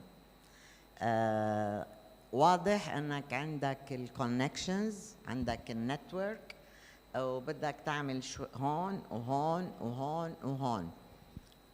As a startup لا، مثل ما قال زميلي فوزي، بدك تبلش من محل. يا خيي محلين، طرقتنا 7-8 محلات. ليه؟ Just 2. لا، you said more. بعدين why Australia? Do they need you in Australia? شو بدهم فيك بأستراليا؟ ميرسي على السؤال. لا عن جد I'm curious. بأستراليا في حاجة بعد أكثر من لبنان، هيدا أول سبب. ثاني سبب عندنا لبنان ما بفتكر في حدا بحاجة أكثر من لبنان. نحن باعتقادنا هيك بس للأسف. أوكي كفي. ثاني شغلة بأستراليا قدرتهم الشرائية أحسن بكثير من لبنان، يعني فور اكزامبل بلبنان عم بيع باكج كنا 8 12 16 دولار، بأستراليا فينا 31 51 61، سو قدرتهم الشرائية أحسن. وثالث سبب في عندنا ليبانيز أستراليان بارتنرز فايت كثير بالإديوكيشن، سو كثير أهين الأخبار علينا. So you don't need شو اسمهم جسور. What do you need them for? Currently نحن عم نشتغل بهيدا البلاتفورم، معتمدين على الجوريزمز ومعتمدين على الجي بي تي بالاحلى بمطارح معينه. انا عم بعمل ديفلوبمنت لكل شيء من ناحيه التكنيكالز، عم بيمشي حالنا بس تنقدر نعمل كل الاشياء اللي بدنا اياها. سو فور اكزامبل بس بطريقه كثير بسيطه، نحن التلميذ هلا اول فتره بس يفوت على هيدي المنصه بنعمل له مثل سيرفي صغير، اسئله هيك صغيره منه بنعرف اذا هو اوديتوري فيجوال لانجويج بروفيشنسي. مفهوم. هودم كلهم معتمدين على الجوريزمز. سامع بشي بلاتفورم اسمها استاذ؟ اكيد استاذ بيوصلوا التلميذ بالاستاذ، بس هي مش منصه بيتعلموا عليها، سو هي just to make connections وبوكينج برايفت سيشنز الى اخره. This is not right. Do your research, dear friend, okay? Thank you. Thank you, موفقين. ميرسي. لا thank you موفقين. ميرسي.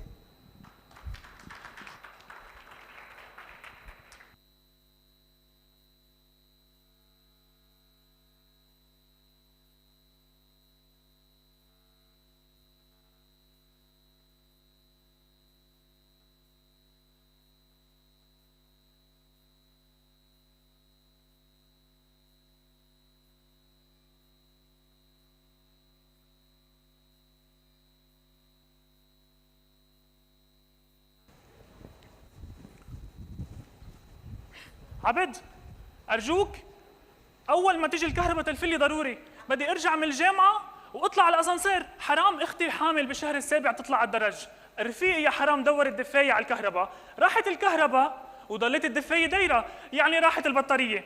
يا حرام هيدي المشاكل اللي عم يعانوا منها اكثر من 4 مليون بلبنان. وانا حتى لو حطيت لمبه، حطيت جرس بالبيت، كيف بدي اعرف اذا اجت الكهرباء وانا برا المنطقه؟ لا، انا عن جد فكرت لاقي حل. هيدا الحل كثير بسيط، انه انا عامل سنسر بيبعت على واتساب جروب يا جماعه اجت الكهرباء بهيدي المنطقه، ولانه الناس كانوا كثير مبسوطين كررنا هيدي التجربه مع اكثر من محل. بس حتى اعمل فاليديشن صح، رحت سالت الناس انتم يا جماعه عن جد بدكم تعرفوا انه اجت الكهرباء؟ 70% منهم كانوا انترستد. هون انطلقت البزنس وبالفعل بلش الابلكيشن. بس مش بس هيك، الابلكيشن مش بس رح يقول لك انه اجت الكهرباء، كمان رح يتوقع لك قبل ما حتى تجي. كيف؟ من خلال الداتا اللي رح نقدر نحللها من كل هول السنسز اللي رح نكون. طموحاتنا ما وقفت بعد، ضلت مكفيه لحتى نحن طورنا سمارت بلاج، في شيء ما بتشتغل الا على كهرباء الدوله، وهيك رح نقدر نحن نستعمل الدفايه ببال مرتاح. مش بس هيك، السمارت بالانسر من اروع الفيتشرز اللي نحن رح نحطها بالابلكيشن. كل المطلوب منك تقول لي قد ايه قادر تدفع بالشهر واترك الموضوع علي.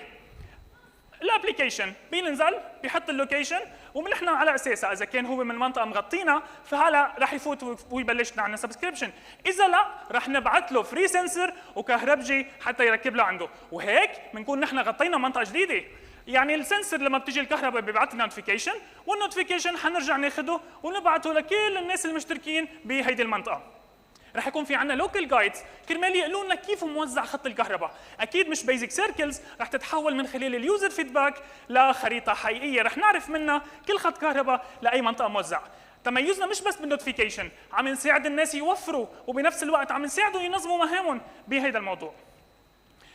التميز عندنا نحن بالتارجت ماركت رح يكون من خلال 80% منهم عم يعيشوا بالتأنين. لو اخذنا نحن فعليا كل سكان لبنان واستهدفنا بس الاسر يلي عم يعيشوا بظل التأنين، لانه 70% منهم انترستد، 10% رح نقدر نستهدفهم باول 6 شهور من خلال تركيبنا لهيدي السنسرز. يعني فعليا كل الناس يلي عم يستعملوا الكهرباء، كل الناس يلي عندهم سولر ويز ليميتد باتري، حتى العامل يلي بده يروح عند زبون صار يعرف امتى بتيجي الكهرباء قبل ما يروح يصلح له. وهذا الشيء رح يشجعنا اكثر لحتى نحن نروح نبيع البلاج بمحلات الكهرباء، وبنفس الوقت نحن نستعمل التكنيشنز كرمال يركبوا لنا هيدا السنسر. وما ننسى رح نشجع اللوكال جايدز كرمال يعطونا معلومات فعليا عن خطوط الكهرباء كيف موجوده. ارباحنا اللي رح تكون من خلال الماستر سبسكريبشن $2 أو $6 رح يخلوك تستفيد من كل ميزاتنا، وهيدا الشيء رح يعطينا سستينابيلتي ل3 سنين بهامش ربح اكثر من 50%. نحن $14,000 رح تكون كافيه لحتى نصنع 1000 سنسر نركبه بكذا محل، 600 بلاج مع مصاريف ثانيه، وهيك رح نكون مبسوطين انه نروح على 400 منطقه، وبنفس الوقت 35,000 يوزر رح يجيبوا لنا $52,000 ونحن مسرورين. باند اوف اوغست رح ينزل الابلكيشن، بال 2024 رح نكون نحن متشجعين لحتى نحصل على اكبر ممكن من الانتجريشن، وبعدين مكفين على العراق. مش بس هيك، 2025 رح نكون مسرورين اكثر ونروح على الاردن، بس ليكو بدل اجت الكهرباء حتكون اجت المي. 6 سنسز ركبناهم، 13 شركه صينيه تواصلنا معها، 10 كهربجيه ناطريننا، و260 يوزر كلياتهم اجوا فور فري من دون اي كامبين. ومن عدا هيك حققنا المركز الاول بجائزه البحث العلمي السوريه. كل هول صاروا بس ب3 اشهر يلي مرقوا. 3 اشخاص رح يعملوا شيء كثير مهم للبلد. نحن عن جد هلا عم نلاقي حل لناس ببعض المناطق، بس بدعمكم رح نوصل لكل لبنان. ثانك يو.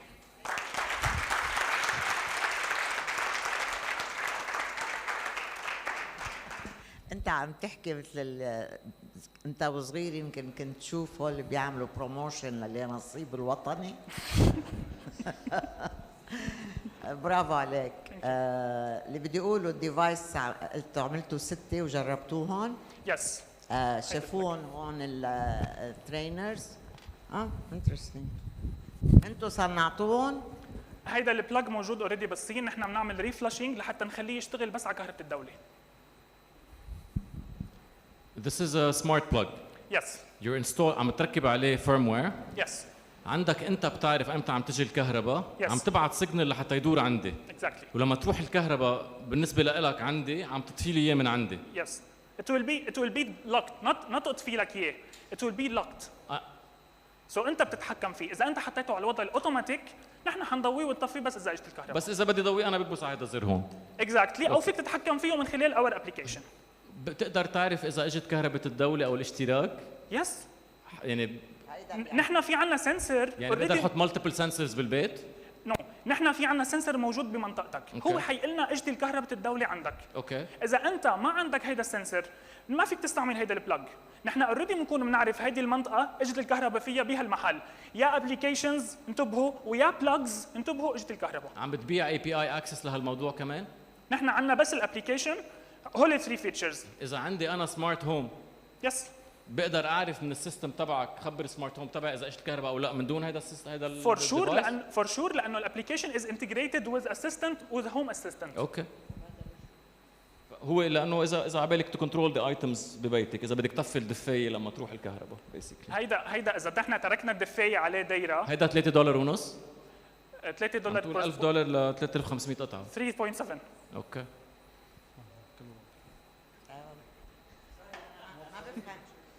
ما بفهم تكنيكاليتيز، ما راح فوت بال. عندك سولر؟ لا ما عندي سولر، بعد ناطرة ليصير فارمز، مش كل واحد يركب لوحده. Okay, so this solution is for you. Okay. Thank you. Thank you.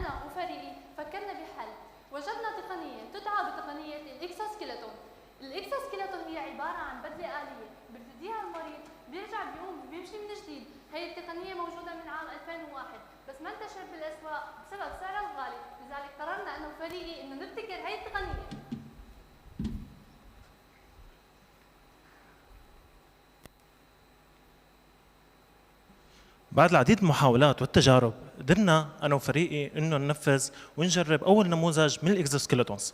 آلية التحكم بهذا الجهاز كانت من خلال الريموت كنترول. بعدها قمنا بتطوير أنظمة التحكم الخاصة بالجهاز إلى بتقنيات الاي او تي إلى ابلكيشن موبايل بيقدر المريض يستخدم الابلكيشن ويتحكم بشكل صوتي أو من خلال اللمس. من هون طلعت شركة إكسوتك لتكون الشركة الأولى والرائدة بلبنان بتصنيع الجبائر الإلكترونية والهياكل الروبوتية اللي تساعد مرضى الشلل النصفي على الوقوف والجلوس وأيضا المشي. نحن بشركة إكسوسكيلتونز إكسوتك عندنا جهازين، الجهاز الأول اللي هو الإي تي 1 والجهاز الآخر هو الإي تي إكس. نحن بلشنا بالإي تي 1 وعملنا إعادة هيكل للتصميم بإشراف العديد من الأطباء والمهندسين لنحقق جميع المعايير الطبية الدولية، وحاليا عم نعمل R&D للإي تي إكس. أيضا حصلنا على براءة اختراع وعلى ميدالية الوايبو الذهبية من منظمة حماية الملكية الفكرية. نحن بشركة إكسوتك نتميز إنه منتجنا هو الأرخص حول العالم. أيضا نحن جهازنا هو ثالث اكزوسكيلتونز في العالم بيدعم الاي او تي والابلكيشن موبايل، واول اكزوسكيلتونز في العالم بيدعم ميزه تعديل القياس، بحيث يمكن للمريض انه يعدل قياس الجهاز ما يناسبه، يعني ما عاد في داعي انه يضل يشتري الجهاز كل ما صار في نمو للطرف. نحن اهدافنا خلال السنه الاولى انه نبيع 6 اجهزه من الاي تي 1 و4 اجهزه من الاي تي اكس، وايضا تطويرهم وتطوير انظمه المعالجه الفيزيائيه. رح نحقق ايرادات من خلال هدول 10 اجهزه بقيمه $31,000. رح نستهدف 290,000 مريض، 260,000 منهم بيستخدموا كراسي متحركة و30,000 بيستخدموا أجهزة ميكانيكية. وهلا رح نترككم مع فيديو صغير. إني أرجع واقف على رجلي من جديد، هذا كان حلم كبير بالنسبة لي، بس بمساعدة أختي حكمة تحقق كل الأحلام. هذا مو بس حلم غزل، هذا حلم أكثر من 500,000 مريض عم يزدادوا كل سنة حسب إحصائية ال WHO. نحن عم نبحث عن $21,000 بنسبة 3% لنحقق هذا الحلم. Connect with Exotech. And let's walk. شكرا كثير لكم.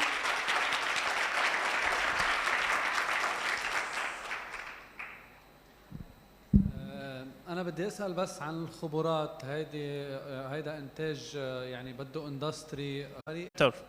لا مش هذا النقاش، أنا عم سعر لقيته رخيص. باقي الشركات عم يكون السعر كبير. الشركات بتحط رقم كتير خيالي للR&D، يعني بيكون الجهاز مثلا بكلفها $4,000 بتساويه $30,000 بس مقابل انه عم تضل تطور من الابحاث لتقدر تطلق بالجهاز او تعدل على الميزات تبع الجهاز. حبيته. عم تستعملوا سيرفو موتورز، عم تعملوا CNC printing. اوكي. الادفانتج تبعكم هو انه عم تصنعوا ديفايسز ارخص من غيرهم، بس صح؟ الموتور مو سيرفو، هو موتور خاص بالهياكل الاكسوسكيلتونز والروبوتات. تمام. عم تجيبون من برا يعني؟ استورد من الصين. اوكي. الادفانتج تبعكم اللي فهمته لحد هلا مقارنه مع المصر او اي حدا ثاني هو انه الاسعار ارخص، منخفضه جدا. احنا اليوم مريض الشلل اهم حاجه عنده هي مو بس المشي.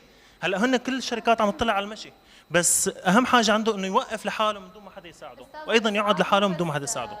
بالسعر، الاسعار نحن الجهاز اللي رح ننفذه المريض بيقدر يعدل القياسات بما يتناسب مع نموه. الشركات كل ما بتطلع جهاز بتبيعك برودكت جديد، بدك ترجع تبيع. تمام. هلا نحن مثل ما شايف التصميم هون، نحن الجهاز قابل لتعديل القياس بشكل كامل. التصميم الشهاده من وين؟ التصميم شغلنا شغل. لا الشهاده من وين؟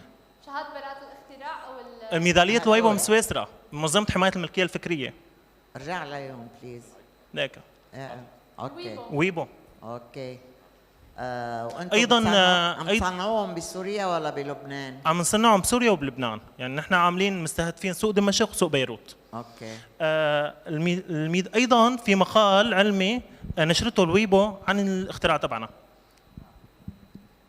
ثانك يو كثير، موفقين. الله يوفقك.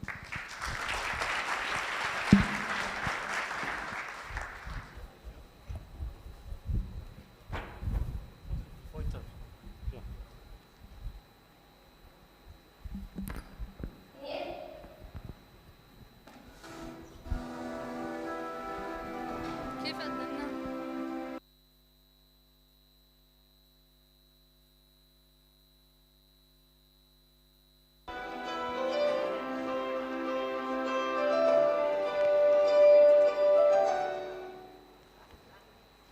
MIT App Inventor was the first coding platform that I opened as a 9-year-old. I knew I wanted to create an app, something that I could show my friends and family. But when I created and downloaded the app on my phone, it did not work. I realized it was missing something crucial, and that was the code. I knew I wanted to create things, to innovate, to bring my ideas to life, but I didn't have the skills to do so. This is where RobotX comes to help these young minds to thrive in the digital age with tech skills. That's due to the lack of having tech programs in most Lebanese schools. Subsequently, students are not being able to discover subjects of their interest. I'm Hussein, the founder, and Ralph, the co-founder, and we bring a strong background in computer science and engineering. Our solution at RobotX is by offering diverse coding and robotics programs to children and teenagers starting the age of 5 and educational organizations. For each program at RobotX has 3 different levels. And for one-on-one classes, our net profit is $150 per level, while for group classes, it's $450 per level. For that, the Lebanese market has a potential of $300 million, and RobotX is aiming for a $1.5 million slice in the next 5 years. And since we teach in 3 languages, RobotX can expand online to cover all of the MENA region, which is considered a greater promising market. Until today, and during the incubation phase with Jusoor, We have been able to register more than 30 students at RobotX. We have been featured on the news, and we are the first institution in Lebanon to host the AI and machine learning workshop for kids. In the next year, we're planning on opening up an academy, launching our online platform, and reach 400 booked courses by the end of 2024. For that, we have developed and tested our curriculum. We have students registered in our courses, and this is where we need your help in order to acquire more tech kits and upgrade our online platform so we can register more students. That all sums up to $20,000 so we can upscale RobotX to the next level. By empowering us, you are not just empowering RobotX, you are empowering the next generation of innovators. Thank you.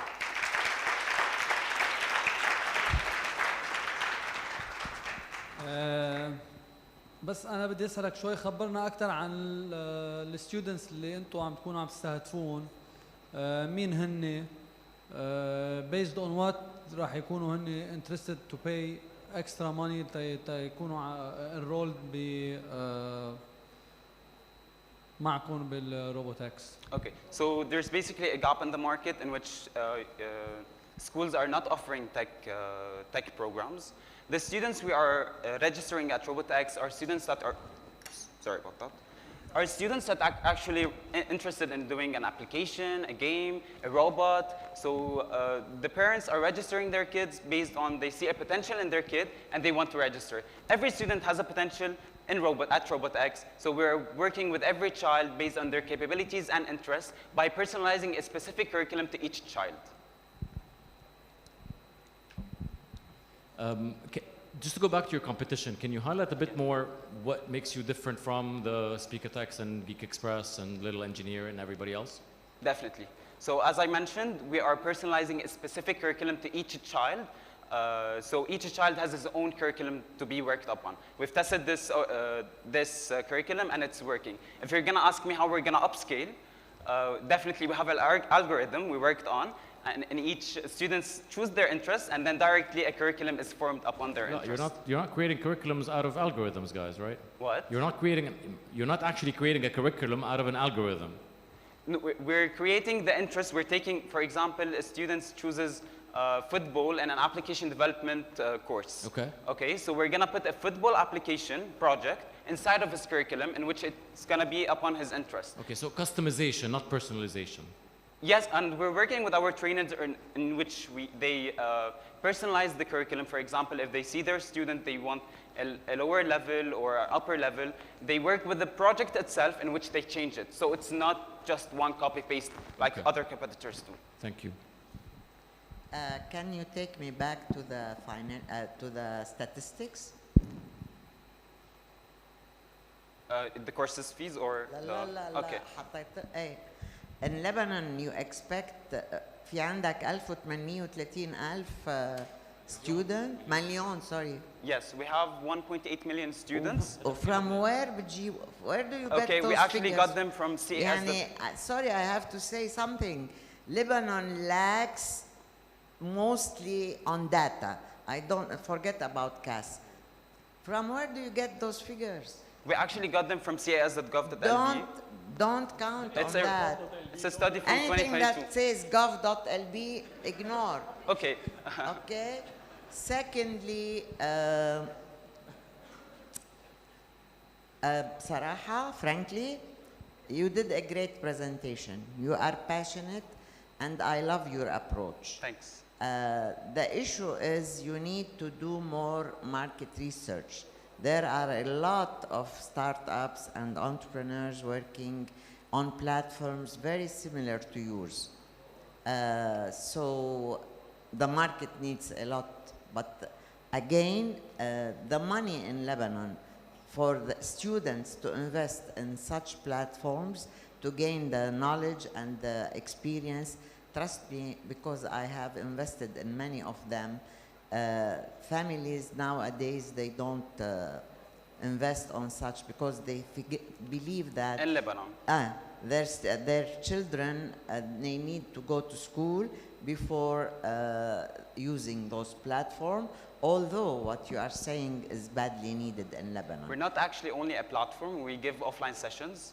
So we have multiple students registered. Do you have your own offices? We actually host our workshops in BDD, Beirut Digital What District. are your plans for the summer camps? The camps, we're actually going to be, if I mentioned in the roadmap, so we're going to be actually opening our own academy, which is going to be soon in August. So we have decided on a place, and we actually saw it with a friendly atmosphere. So we're going to be hosting them there. Good luck. Keep in touch. I want to see how you Definitely. And we have over 30 students registered until today. Thank you, guys. Thanks.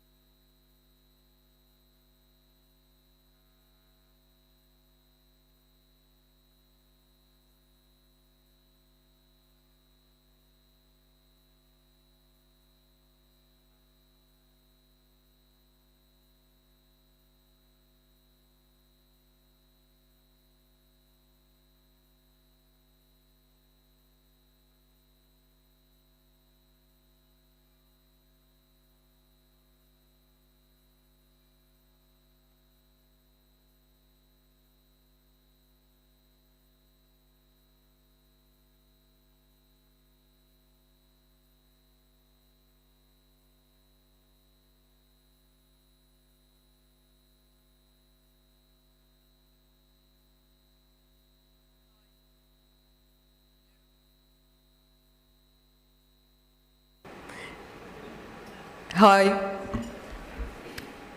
يعطيك العافية. يعطيكم العافية judges. Thank you for your time. Thank you for taking and listening to our startups and everyone that is here and everyone who is online.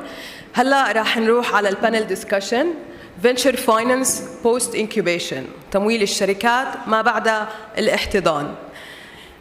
We're going to start with introducing our panelists. معانا دانيا اسماعيل who's going to be our moderator. Dania is one of our own. She's co-founder of Jusoor and the entrepreneurship program, and also Dania is the director of strategy and business development at Telfaz 11. Thank you, Dania.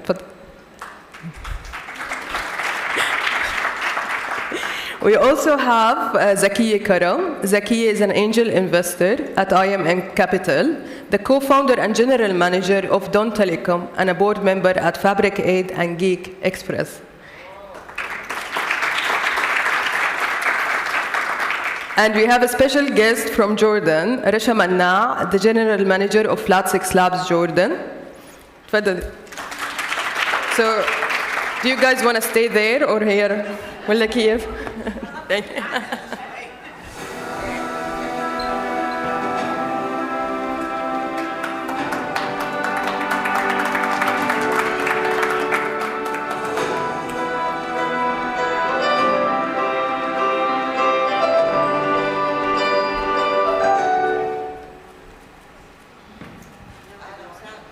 Thank you. Hello. Hi.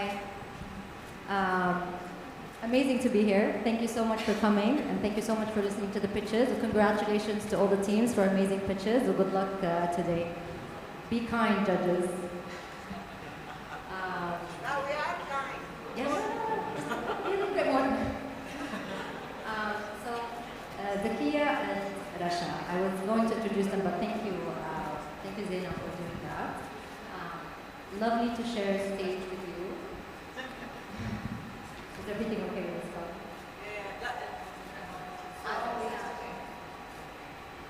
So today we want to talk about post-incubation investment, which is very relevant to our team.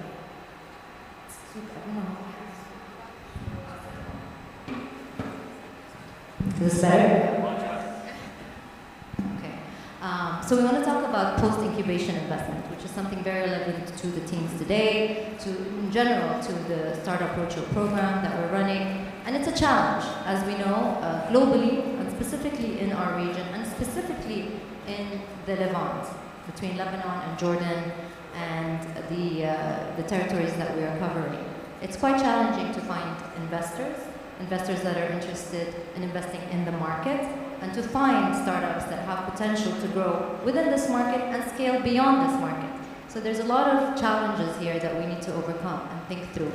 And I just wanted to start the conversation with asking, maybe first Zakiya, who are the investors that are out there that are interested in this specific very early stage of startups to back them up financially, and what are they really looking for in these startups? Hello. Okay. So the investors at this stage, and as we saw, the amounts is maximum, I think, 20K from the 10 startups that we saw. So you know, as they say, the target for the early stage are the 3F. You know, friends, fools, family.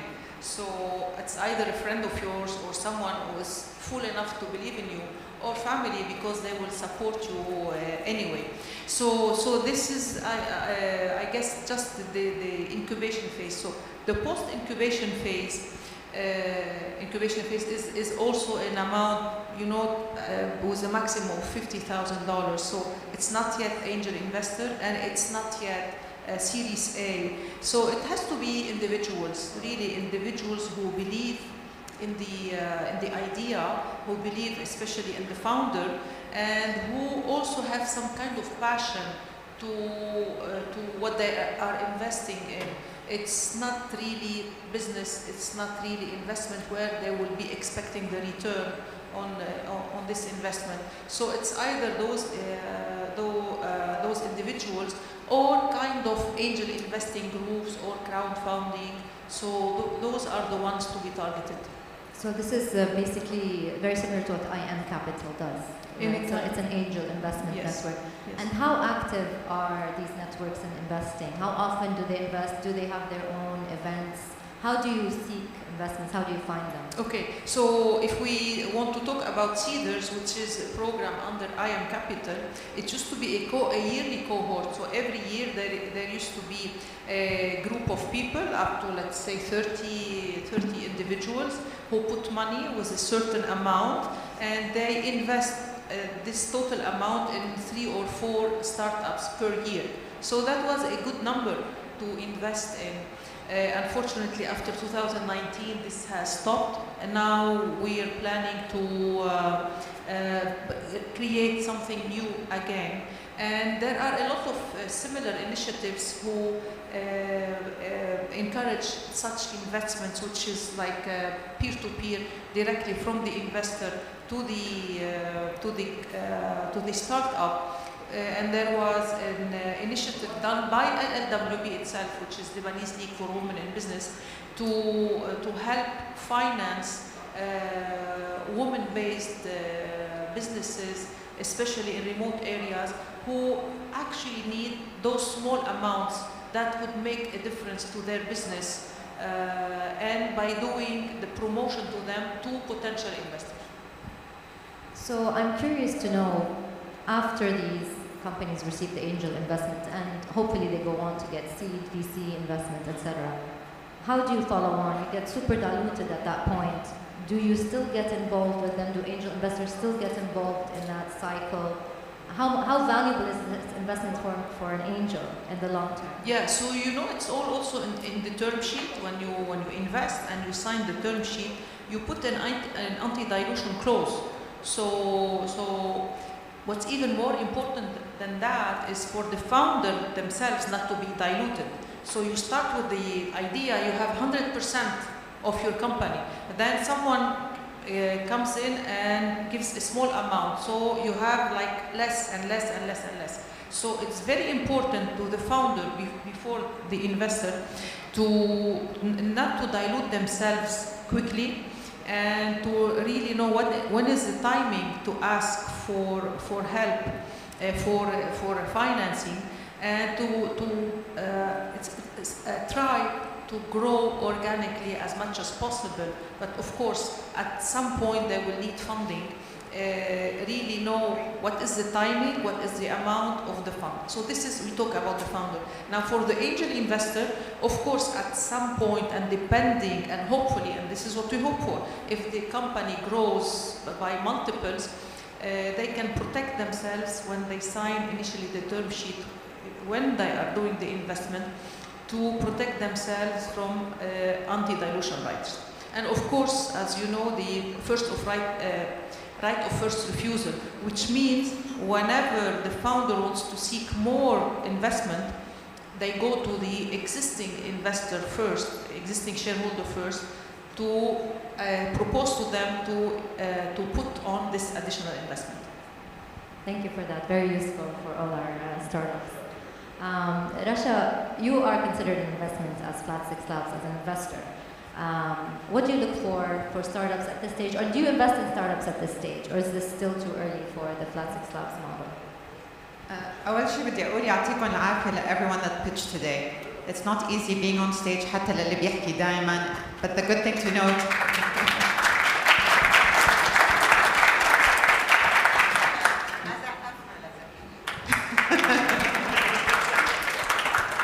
المهم انه it's not a public speaking assessment that you're undergoing, but don't worry so much when you do have to go on stage.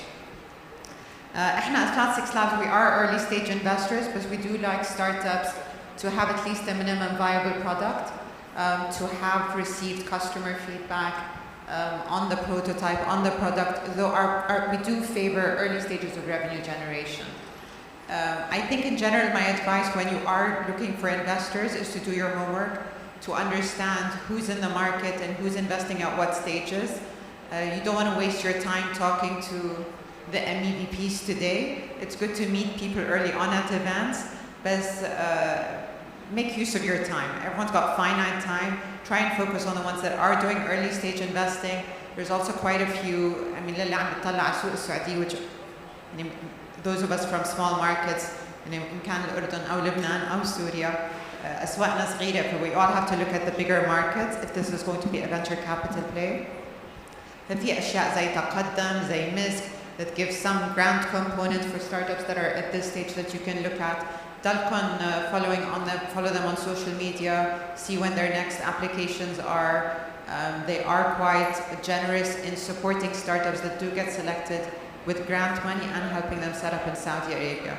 فإن كان السعودية أو look at the different programs in other markets of interest لإلكم, and do broaden your horizon. يعني كنا عم نحكي عن السعودية ومصر as the big markets, so Masr of course هلا struggling economically, but Africa is a viable market. Do be thinking about Europe in terms of products you're building. خاصة with online and digital, we're not limited to a specific geography. I would just say do your homework لما تكونوا عم تطلعوا على الانفسترز وحتى على الانجل نتوركس كلها اللي بالمنطقة. So when you're looking at these startups, is the scalability story a big factor in your decision making? As a venture capital, it's all about scalability. يعني احنا بالأردن we say anyone that's building a product بس للأردن is not relevant لنا.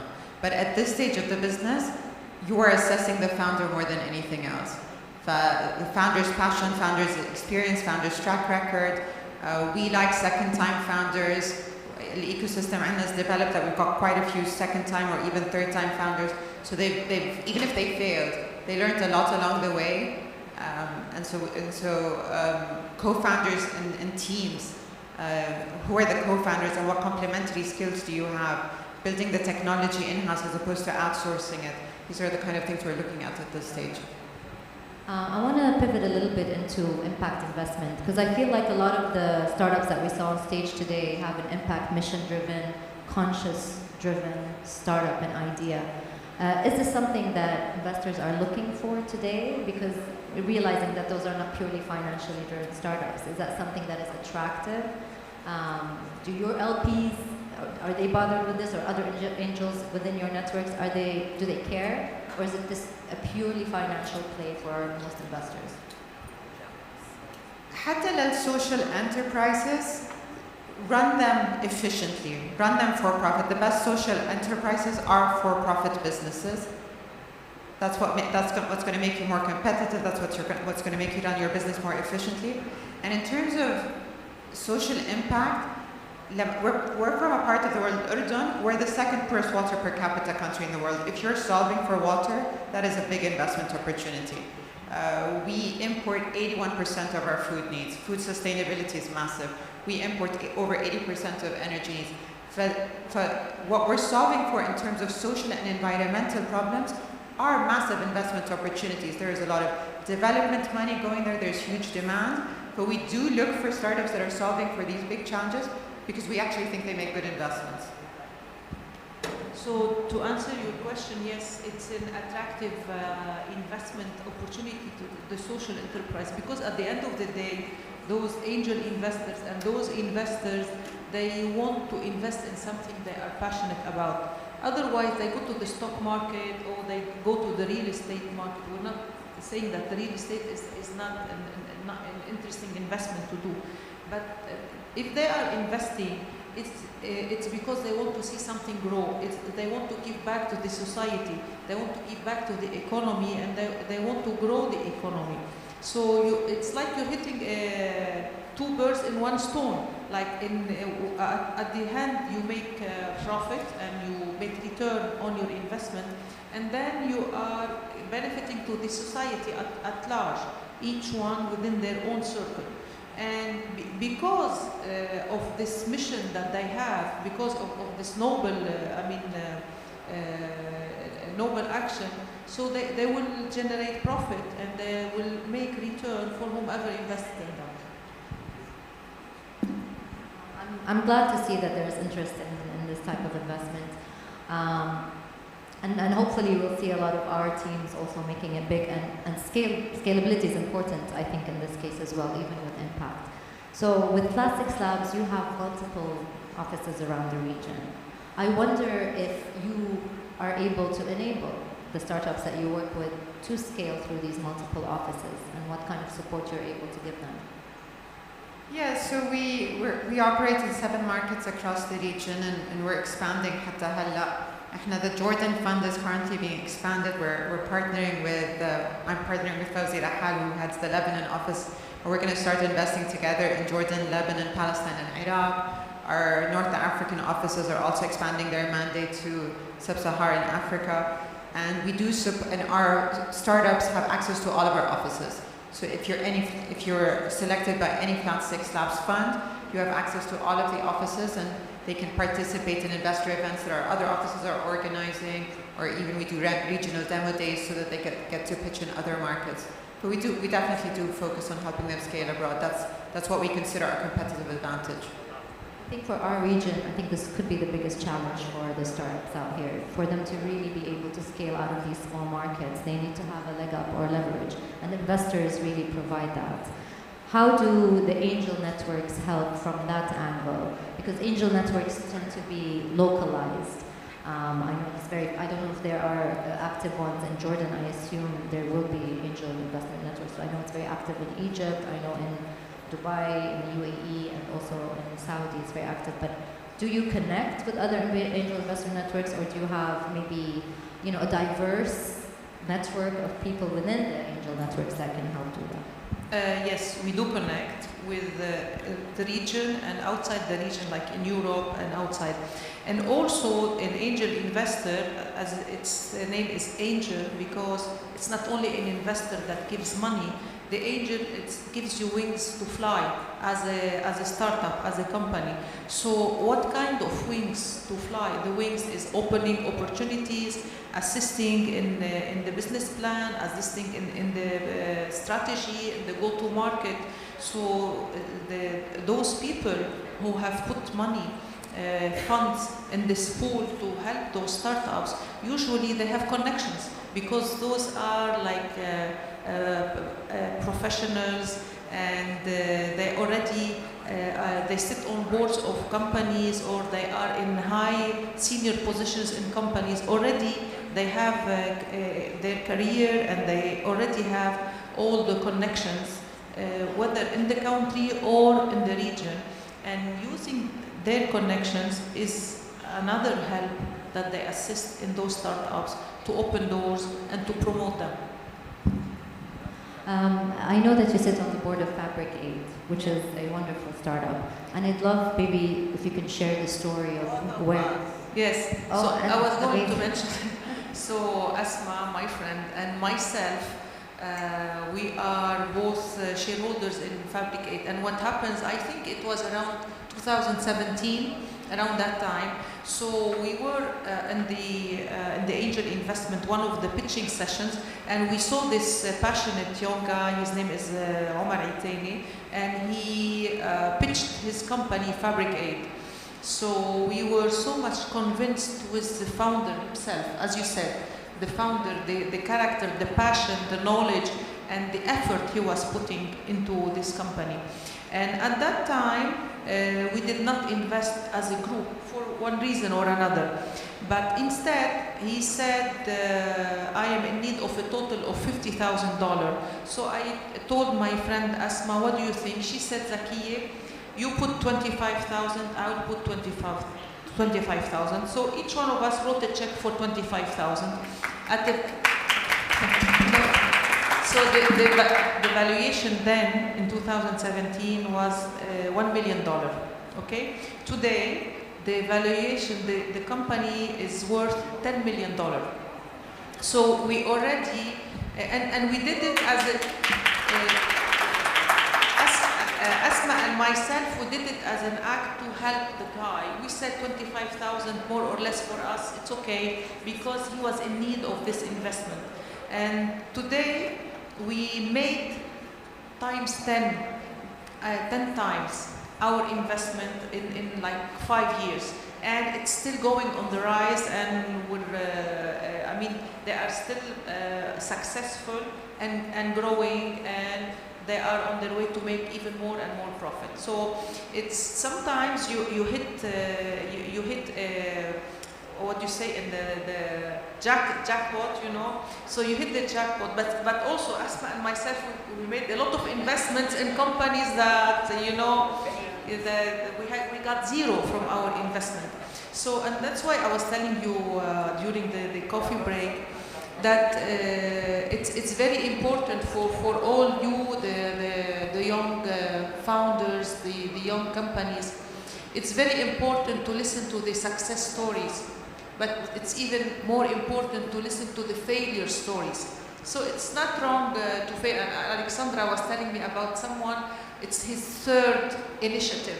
So it's okay to fail, but let's keep the feet on the ground. Let's also always be objective with ourselves, with the numbers, with the statistics, with the expectations, with the forecasts, and be true to ourselves. If we fail, we fail. We know the reasons. We learn from the reasons. We turn the page, and we wake up the next morning, and tomorrow is another day, always. Great advice, thank you.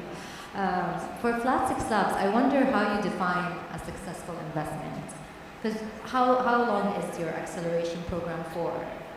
And how do you define the companies or the startups that you've accelerated successfully versus the ones that haven't succeeded? So I just want to congratulate Asma and Zakiya, because the more women angel investors we have, the better it is, and the more chance for female founders to get funded. So well done, you ladies.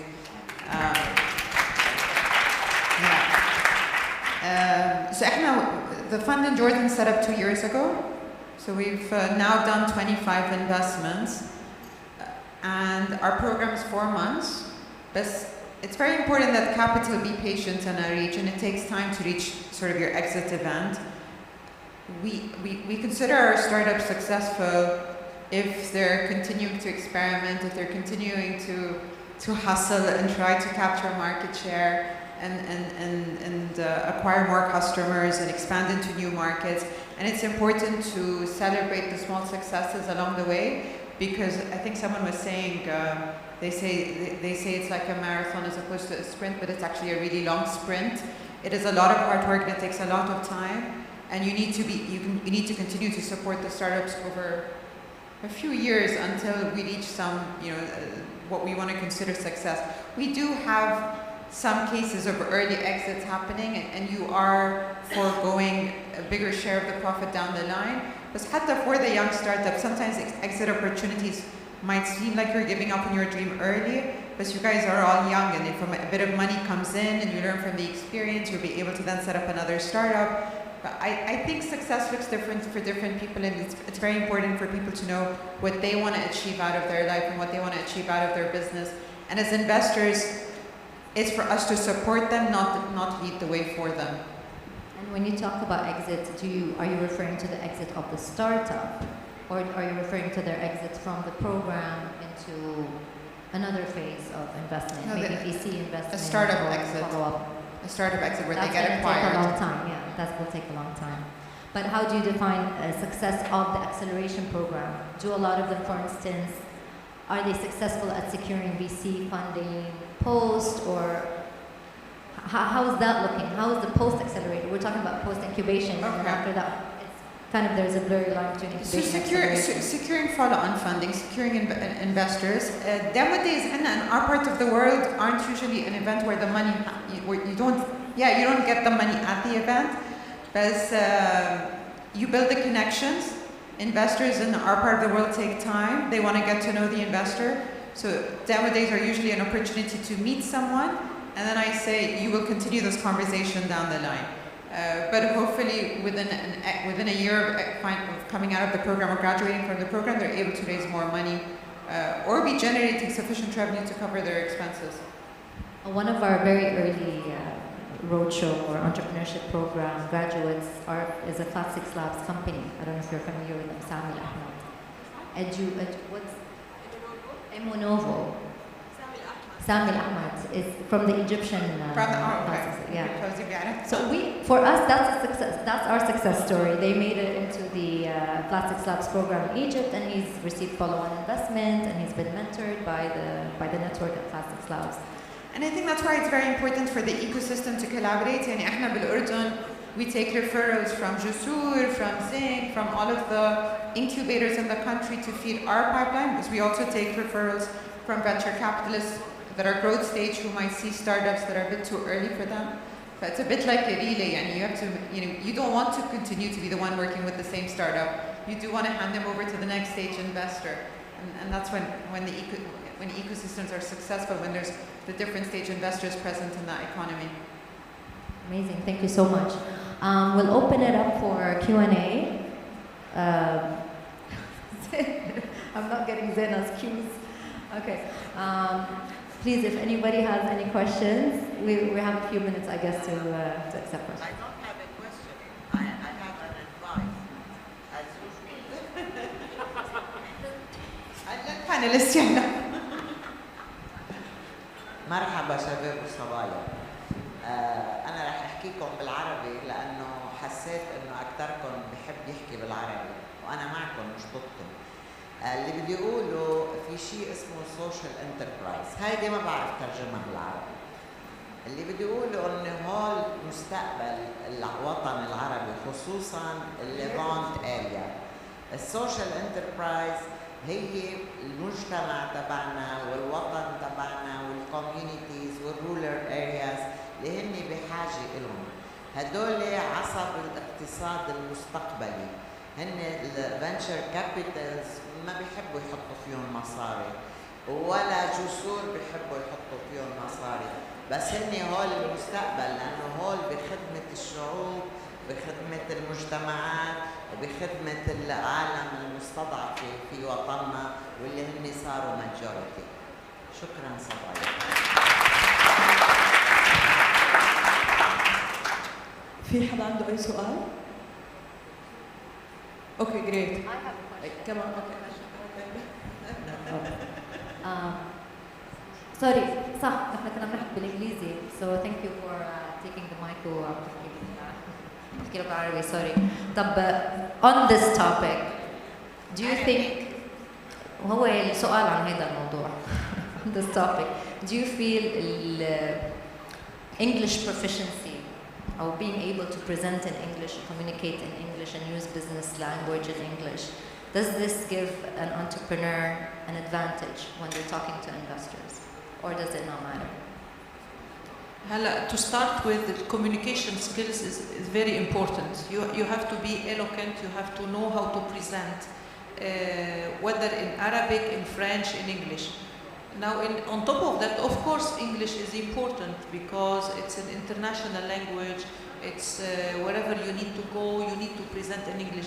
And we want to be not only local, we want to be regional, we want to be international.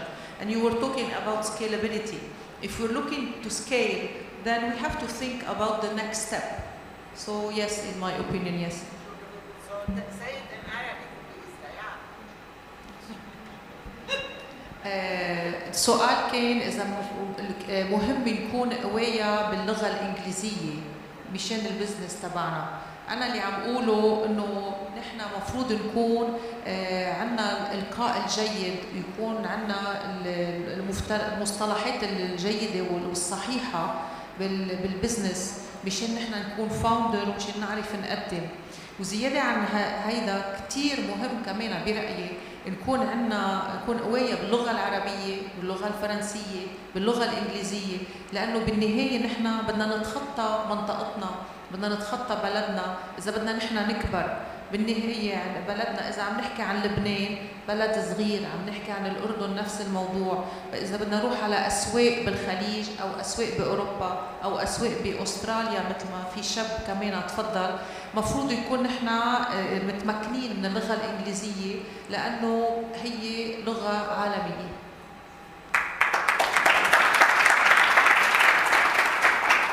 Yeah, unfortunately بوافق زكية الرأي، اللغة الإنجليزية مهمة بس يمكن أهم من اللغة is exposure.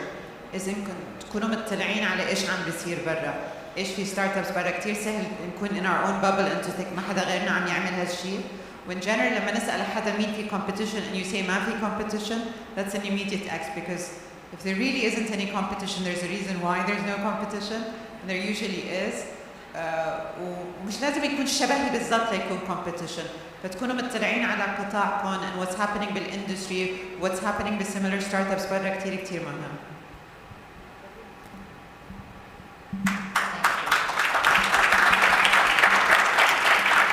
Any more questions? في عندي تعليق صغير كمان له علاقه باللغه، هي مش بس انه نقدر نسوق او نقدر نوصل للزبونات تبعنا، بس انه نقدر نعمل المنتج تبعنا اليوم، نكتب الكود. شوي صعب المحتوى العربي او الموجود اليوم باللغه العربيه حتى يساعدنا نعرف شو يعني كودينج، شو يعني كومبايلنج، كيف بدي اعمل سبسكريبشن على امازون، اي شيء بدي اتعاطى معه على الانترنت. بحاجه انا اكون قادر اعرف يعني قادر افهم منيح اللغه الانجليزيه لانه يعني صار اساسي لحتى اقدر ابلش بالمنتج اللي انا بدي ابتدي فيه.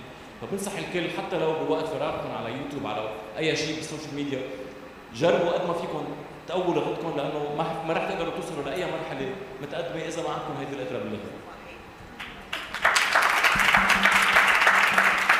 Maya has a question, if we can pass on.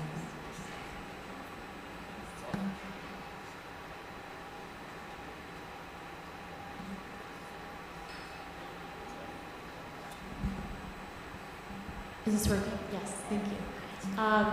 First of all, thank you so much, Tanya. This has been an amazing panel. Rasha and Zaki, I was wondering what advice you have for founders in reaching out to either funds or angel investors without that warm lead. You know, what kind of advice do you have? And I think the second part of the question is like, what are the most common mistakes that founders might not be aware of that they're making in reaching out and really pitching their startup to you?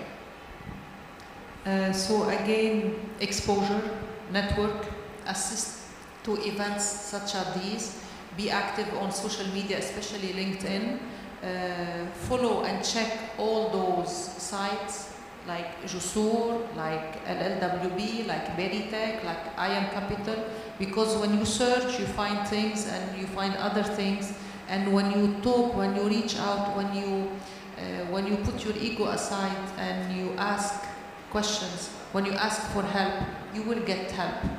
So, was there any other question? Advice? The common mistakes is the overinflated, figures, the lack of the proper research, of course, the ego. If you have the ego, the lack of follow-up, if you get burned out at some point in time. So it's like the marathon. You have to keep your energy know how long you need to run for, and have the energy for the total amount of time that you have, and not run a sprint for a few minutes and then get burned out later. This is what I can think of, like top of my head now. Thank you. إذا حتبعتوا لinvestors cold calls are usually not appreciated. يعني المسجز اللي بتيجي على لينكدين من startups مش كتير people are responsive to. If you have to do it, if you are just going to do cold call emails or LinkedIn messages, personalize it. Research the person you're speaking to. Make sure you address them by name. Maybe reference something in their portfolio شبهكم. Personalize it as much as you can to try and increase the chances إنه تنقرأ. And لما تبعتوا مسج لحدا ما بتعرفوه، يعني مش إنه حدا دلكن على حدا، وحتى إنه إذا قلتوا أنا عم ببعت لك مسج عشان رشا قالت لي، they won't necessarily believe it, so you still need to try and personalize it. ما بعرف إذا في مصطلح لcold calls. واضحة صح؟ إنه عم نبعت لحدا just on LinkedIn ما بنعرفه.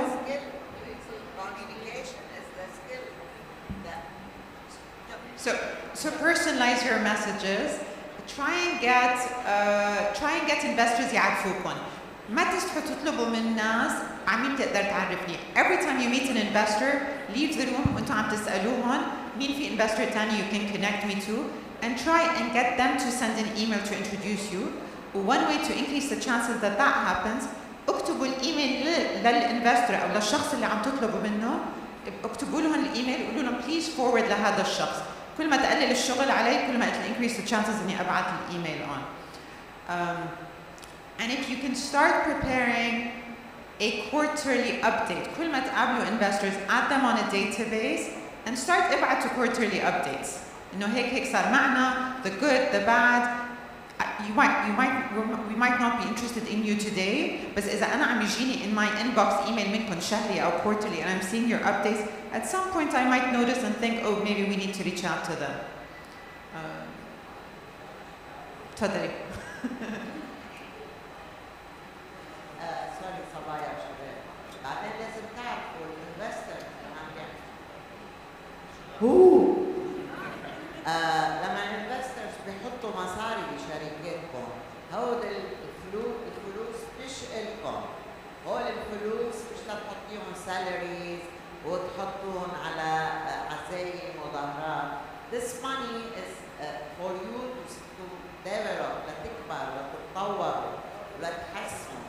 فمعظم الشركات الناشئة بتفشل لأنه بيعتبروا اجتهم هاي المصاري وهن شاطرين كتير وبيستاهلوا، سو ببلشوا يحطوا valuations عالية ويصرفوا المصاري، بس يخلص الكاش ببلشوا يصرفوا ويبكوا. بعدين أنا بدي زيد على اللي قالته رشا إنه البورد تبعهم لازم يكون سبيشلايزد، في عندهم سكيلز بالصناعة اللي أنتم عم تعملوا فيها. مش تجيب بورد ممبر لأنه هو معه مصاري، مش تجيب بورد ممبر لأنه اسمه كبير ومهم بالبلد، بدك تجيب بورد ممبر اللي هو أنت بتستفيد من الخبرة تبعه، من الكونتاكتس تبعوله، النتورك. البورد ممبر هو موجود ليساعدك as a startup. البورد ممبر موجود ليشوف أنت شو عم تشتغل، شو الريزلتس تبعولك. مش تاخد الفلوس وتقول تيجي لعنده بعد 6 أشهر تقول له خلص الكاش. This is the major problem we are facing as investors. هاي مشكلة عظيمة في مناطق. شكرا لك.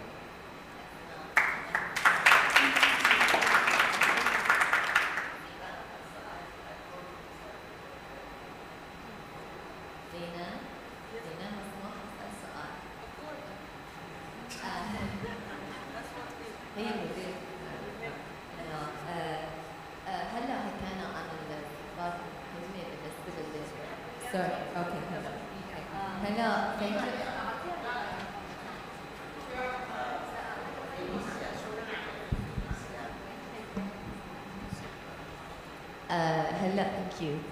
اسمع حكت عن الصفات المهمه بالنسبه للاداره، مجلس الاداره بالنسبه لاي كل شركه. فبالنسبة المؤسسين is that correct؟ الفاوندرز الفريق إنه شو النصيحة منكم للفريق المؤسسين؟ كثير من أوقات إن إحنا نبلش شيء مع رفقاتنا وحتى إخواتنا، إنه شو مهمة بالنسبة لهالفريق إنه لازم يكون ناجح. هو actually the number one reason startups fail is مشاكل بين co-founders. العلاقة بين co-founders زي زواج، لازم تعرفوا كيف تشتغلوا مع بعض، بس لازم كمان تعرفوا كيف تتخانقوا مع بعض. It's very important to have these conversations. How are we making decisions? وإذا اختلفنا, how are we reconcile on that? It's okay to disagree. It's actually healthy to disagree. ولازم تكونوا متقابلين لهذا الموضوع. But it's very important to have brutal honesty بين بعض, that you speak openly, that you share your concerns, that you discuss how we would like to work together, شو نتوقع من بعض, what we want from each other in terms of how we support each other, how we work with the team, قدام الteam, how we're going to work together قدام investors. It is very much like a marriage, and the more transparent and open you are with each other, the longer the chances إنكم تقدروا تشتغلوا مع بعض.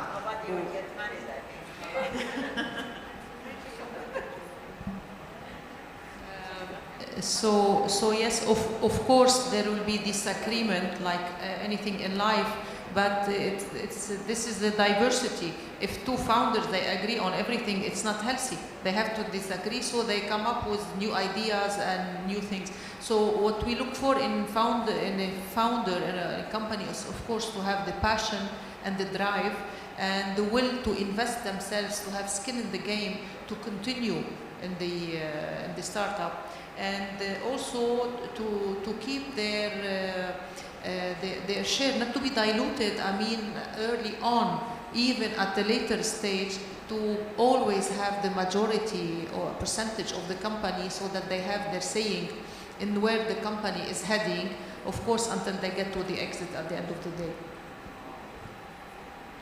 على فكرة للفاوندرز اللي موجودين، البورد تاع جسور عم يسأل أسئلة بالنيابة عنكم عشان نجاوبكم. أنا عشان هيك جاوبت سؤال مايا بالعربي، بس بنحب نسمع منكم كمان إذا كان في أنتم شيء معين بتحبوا تسمعوا عنه.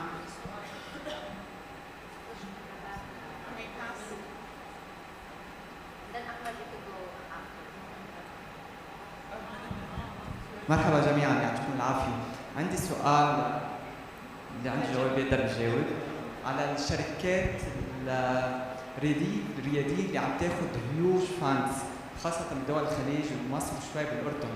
يعني حسب الأخبار اللي أنا بعرفها، في بدون أسماء، بس عم ياخذوا مليون أو 2 أو 3 مليون دولار على مثلا شركة اسمها كرتوني، هي لوجيستيك بس تعمل لوجيستيك، أو المطابخ الصحابية مثلا.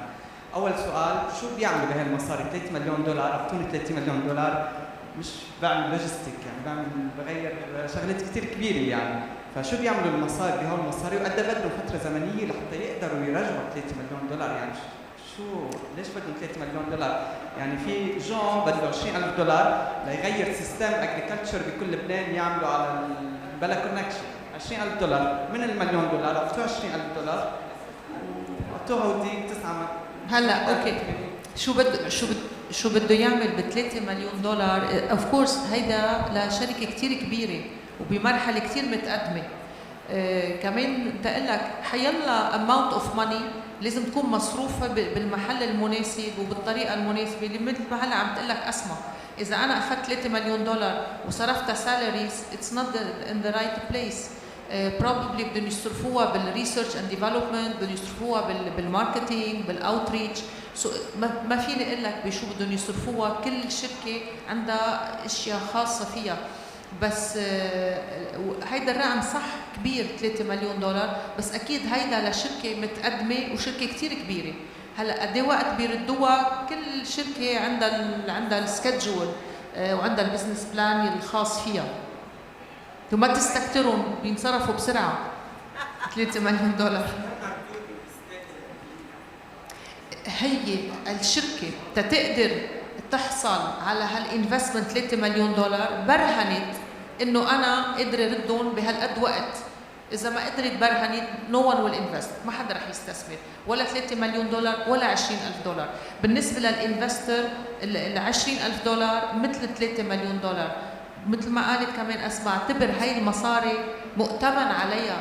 أنت كفاوندر كمؤسس مؤتمن عم تشتغل بمصرية غيرك، مؤتمن على هالمصريات لحتى ترد منهم الماكسيموم الممكن، لحتى تبيض وجهك مع الانفستر يلي آمن فيك وساعدك بالوقت اللي انت كنت عايز، لانه اصعب شيء اليوم تلاقي فاندنج لحتى تستمر بالبزنس.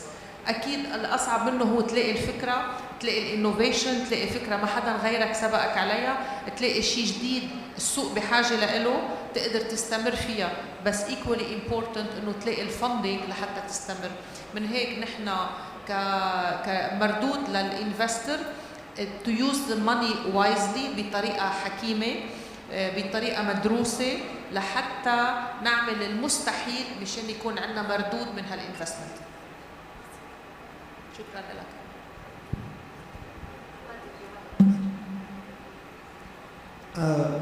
في بس كمان ابدي ملاحظه صغيره بالنسبه للسؤال اللي كان عم يساله الشاب.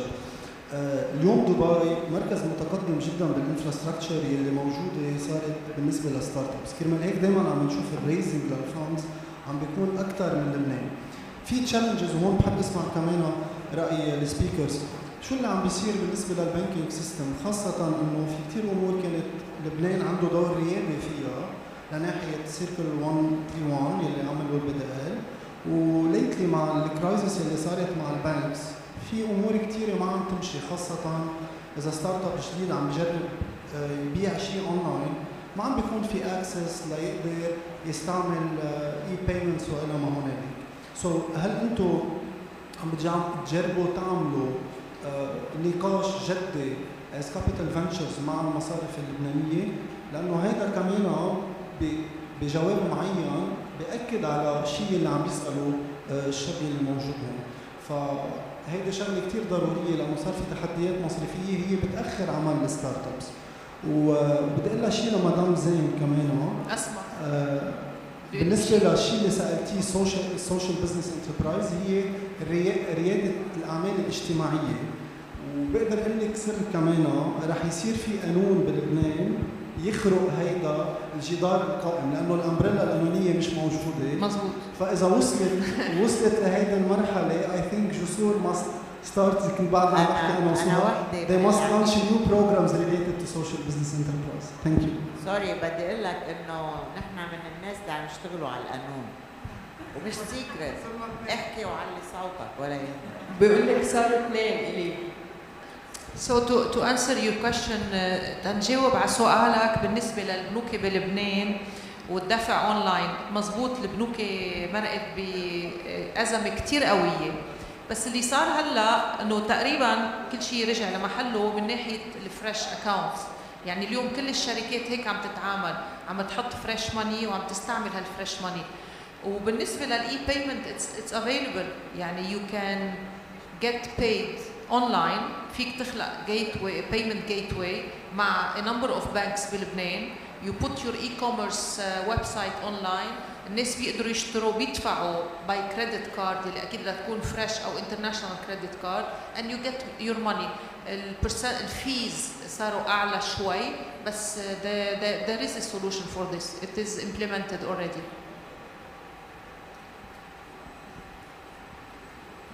Ahmed, you have a question? سؤال. طرحت نقطة مهمة كثير اللي هي كيف هيك أحسن؟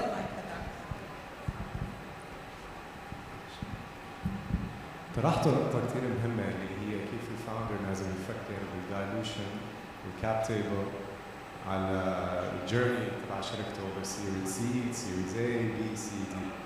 طيب اليوم بالمرحلة اللي الفاوندر اللي هو لساته هلا بيطلع بالفكرة، شو الأدوات المطروحة اليوم اللي فينا يستخدمها ليفكر about cap table structure، about كيف يفهم التيرم شيتس، لما عم يحكي مع الانجل، maybe الانجل early on، بس لما يبلش يفكر يحكي مع institutional investors. So شو الموجود اليوم، شو المطروح، كيف فينا نساعد الفاوندر كيف يفكر بهالمرحلة؟ So عندنا شوي بالculture العربي مش كتير بنحب to give up shares and بنضلنا ماسكين كل عم بيزرعوا we don't want investors.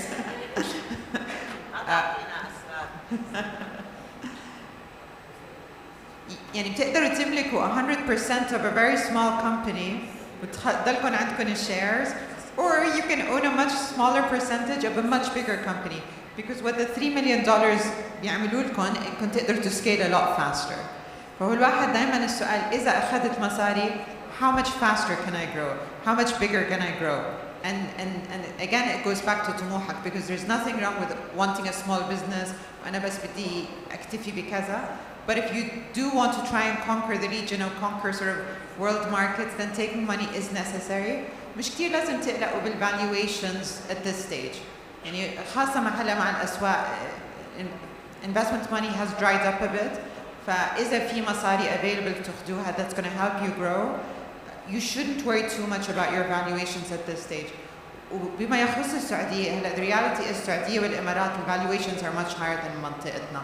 يعني لنفس الستارت اب ممكن احنا نكون we're raising at $1 million نفسها إذا كانت بالسعودية أو بالإمارات they're raising at $5 million. So it's just the reality of the situation.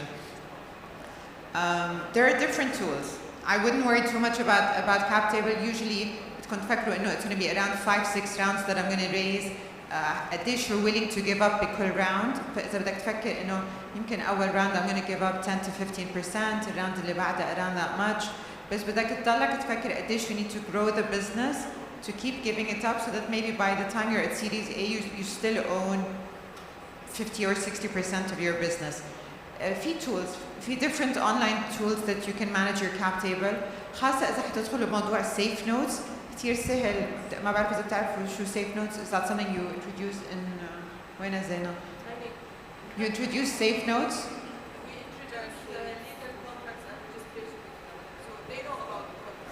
Yeah, so safe notes you're basically promising تبيعوا بعدين. It's very easy to lose track of قديش صار. فعلا عندي حصة إذا أنا عم بوقع كتير safe notes. في a bunch of, I know the Jusoor lawyers are here. I know في lawyers قاعدين وراكم that can help. Qasim Legal إذا بترفعوا إيديكم. They can help you think about keep to dilute your shares. I plugged in my own lawyers.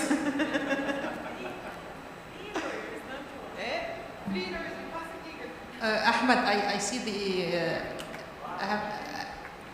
thank you. أهمية سؤالك وهون الجواب والنصيحة always educate yourself. دايما تعلموا and know your rights and know what you're getting into. ومن هون أهمية programs مثل جسور مثل flat 6 labs اللي هن not only بيعطوا financing. يعني البيتشز كانوا 100 شركة صاروا 20 اليوم 10 ومن ال10 رح يربح 3 وال10 أكيد كلهم ربحانين.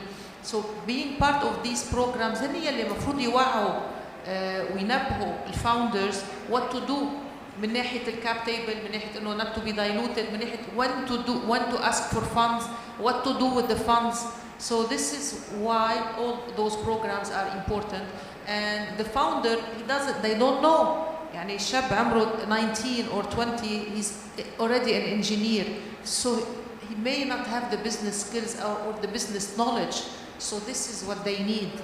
They already have the passion and they have the punch to go forward. بس نحن واجباتنا كلنا to support them with the business and what they need to do, what they need to look out for. Yeah. So it's very important question. Thank you. وكمان في platforms يعني educate yourself مثل ما عم بيقول بالبانل. في platforms مثل كارتا, Y Combinator, مليانة templates, term sheets, safe notes. All of these are available. So just go in there, اقروا, تعلموا, get familiar with it لأنه they're all more or less the same. وموجودين هيدول لأنه الماركت the US market, the more developed venture and investment markets have already developed so much of this in terms of templates that now it's available for free for a lot of younger startups. Which one? Yeah, Carta is very good for cap tables. وكمان عندهم templates. Y Combinator has hundreds of templates for you to look through. Oh, I just want to make a comment على 3 million raise. 3 million is tiny. It's seed money in Saudi and in the UAE. They're raising hundreds of millions. Yeah, they're raising $100 million, but they're spending it to make more than 200, 300. These are unicorns. So these companies are now setting themselves up as unicorns. So they need this much money. يحتاجوا ملايين, hundreds of millions, 3 مليون, 30 مليون, 100 مليون, مشان to accelerate their growth ويوصلوا لمرحلة هن they are generating billions of dollars in revenue. بس they can't get there بدون ال early investment. وبعدين الانفسترز من الاول ما بيطلعوا على البروفيتابيلتي اذا انت عم بتغطي تكلفتك بالمرحله الاولى، هن متوقعين انه باول كم سنه 5 سنين 7 سنين لبين ما انت تبلش to return الانفستمنت تبعيتهم with a profit. So it's okay. هن كلهم عم بيركزوا على growth و investment in that growth, whether they're building a product, they're developing an app, they're investing in a fleet, whether it's in cars and trucks, whatever. هلا ولا الفود تك اللي كنت عم تحكي عنه الكلاود كيتشنز, they're investing in physical spaces. كل ستارت اب مختلفة وبتحتاج رأس مال وانفستمنت مختلف based على their needs and how they want to grow. So ما فيك تفكر فيها بنفس الطريقة. It's really a very different market. بس زيد على النقطة إنه لما الفاوندر بيفكر قد إيه بيحتاج كابيتال لهالمرحلة، دائما بيفكر لسنتين ثلاثة. وبيست on 2-3 years بيفكر بالحجم وقد إيه he wants to sell ownership. إنه the next stage will raise he or she will raise the next round.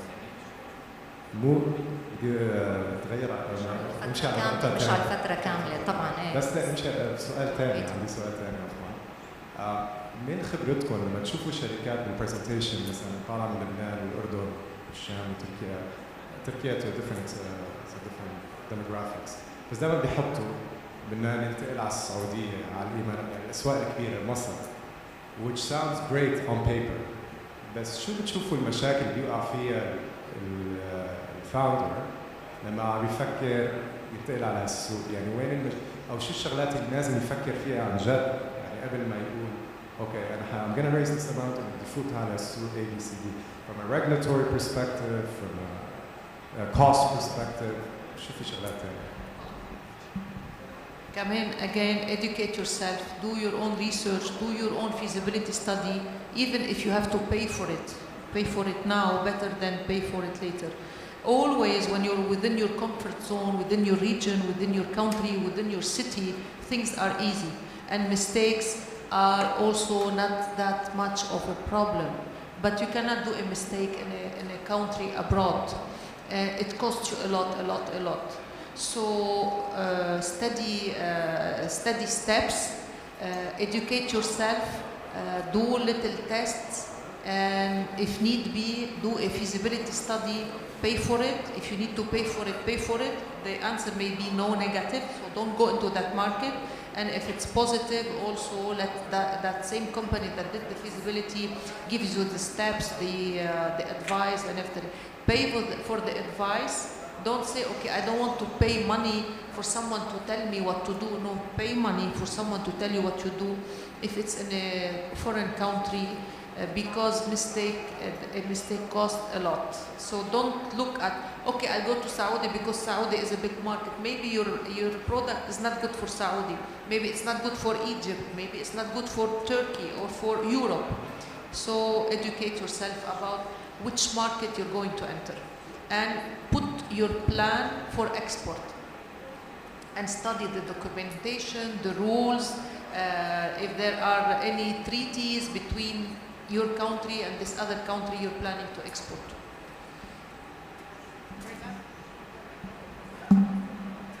Okay, thank you so much, everybody, for your participation. I think we have run really over time, I'm not sure, but I think it's time to announce the winners. Yeah, thank you, Zakia, thank you, Rasha. It was really informative and useful. Thank you so much. But everyone, you can ask whatever question you want after the announcement of winners. We have a cocktail reception right out there. But first, we need to announce the winners of the Startup Roadshow 4 from Lebanon.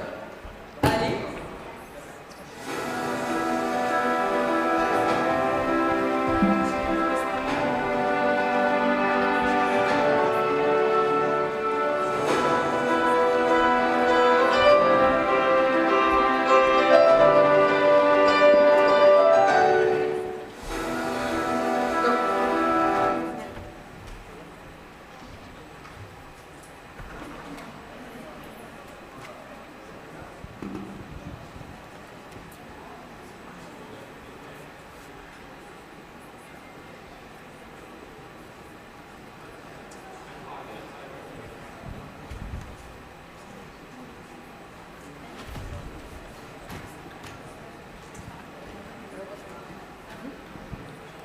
Okay, thank you everyone. Now just not to take so much time, ما بدنا نطول كتير وإحنا بنعلن عن الفائزين. I can't see anyone. Yeah, so first place winner. Will a third? Will a second? Just waiting for the slide. Yeah, okay. Okay, yeah, I'm gonna tell you. المركز الأول البرايز جائزة المركز الأول $7,000. So بنفس الوقت نفس الشيء عملنا بالأردن كان فينا مركز أول ثاني ثالث وهلا بلبنان نفس الشيء. So المركز الأول هون في لبنان $7,000 المركز الثاني $5,000 المركز الثالث $3,000 في عنا an additional 2 prizes كمان. أسمع we're waiting for you we're not announcing. براحتك. So في عنا كمان جائزة من Syrian Society for Scientific Research اللي الشركات اللي اعتمد البزنس موديل تبعهم على انهم يعملوها بناء على بحث علمي. ما بعرف ليش حطوا موسيقى.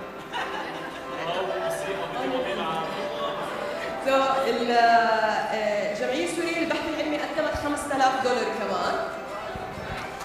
رح تتقدم لفائزين 2 رح نعلن عنهم كمان اليوم which in total يعني رح يكون عندنا 5 winners. Okay. So المركز الثالث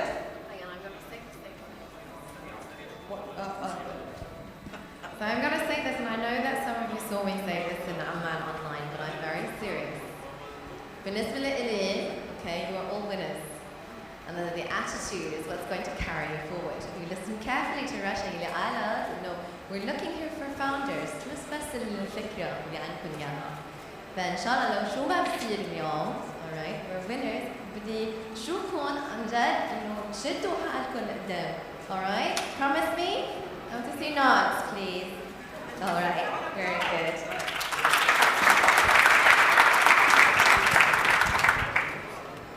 Okay. Third place winner. Can we hear some music? From you guys.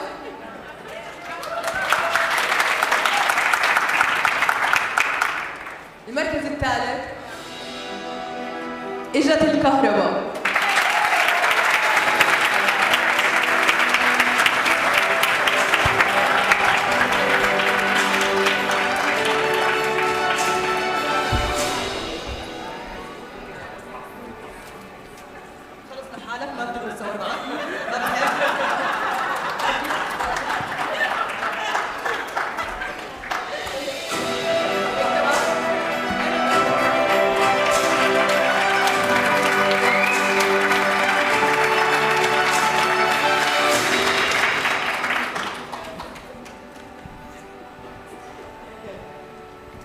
المركز الثاني يلا drum rolls لايبر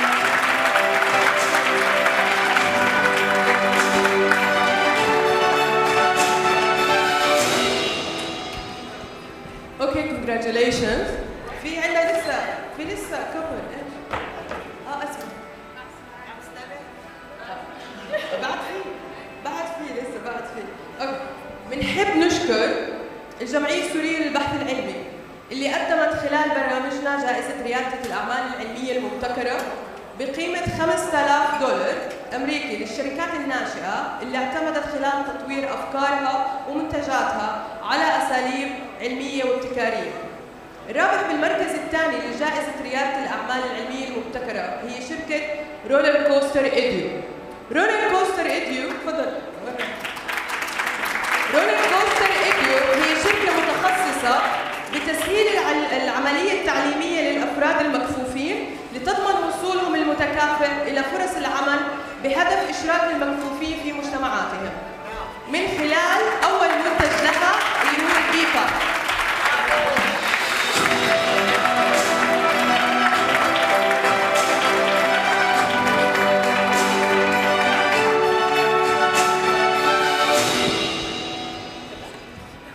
والمركز الأول اللي أخذ الجائزة حدا بتعرفوه، إجت الكهرباء كمان مرة.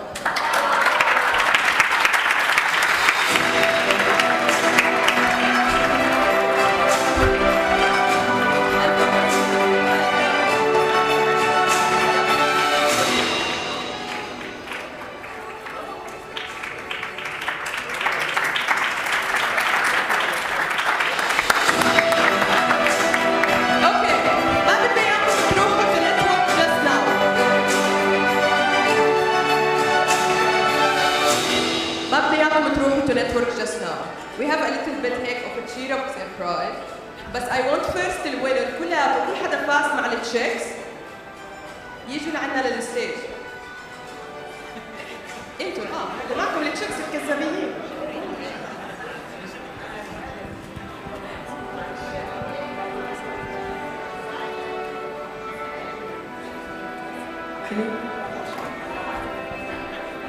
زينب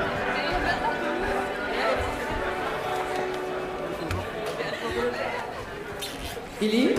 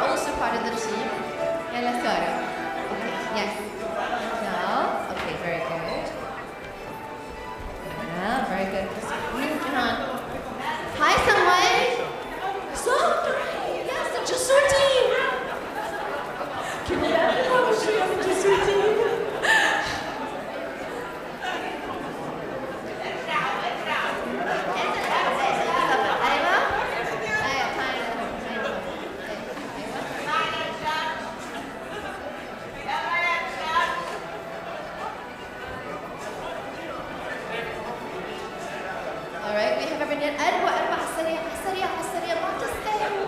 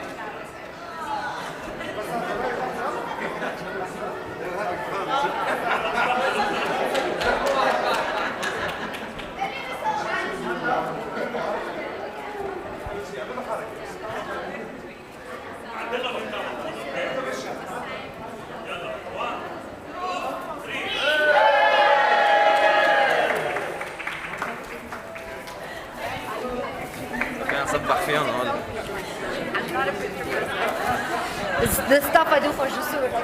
Entrepreneurship team. Don't go anywhere.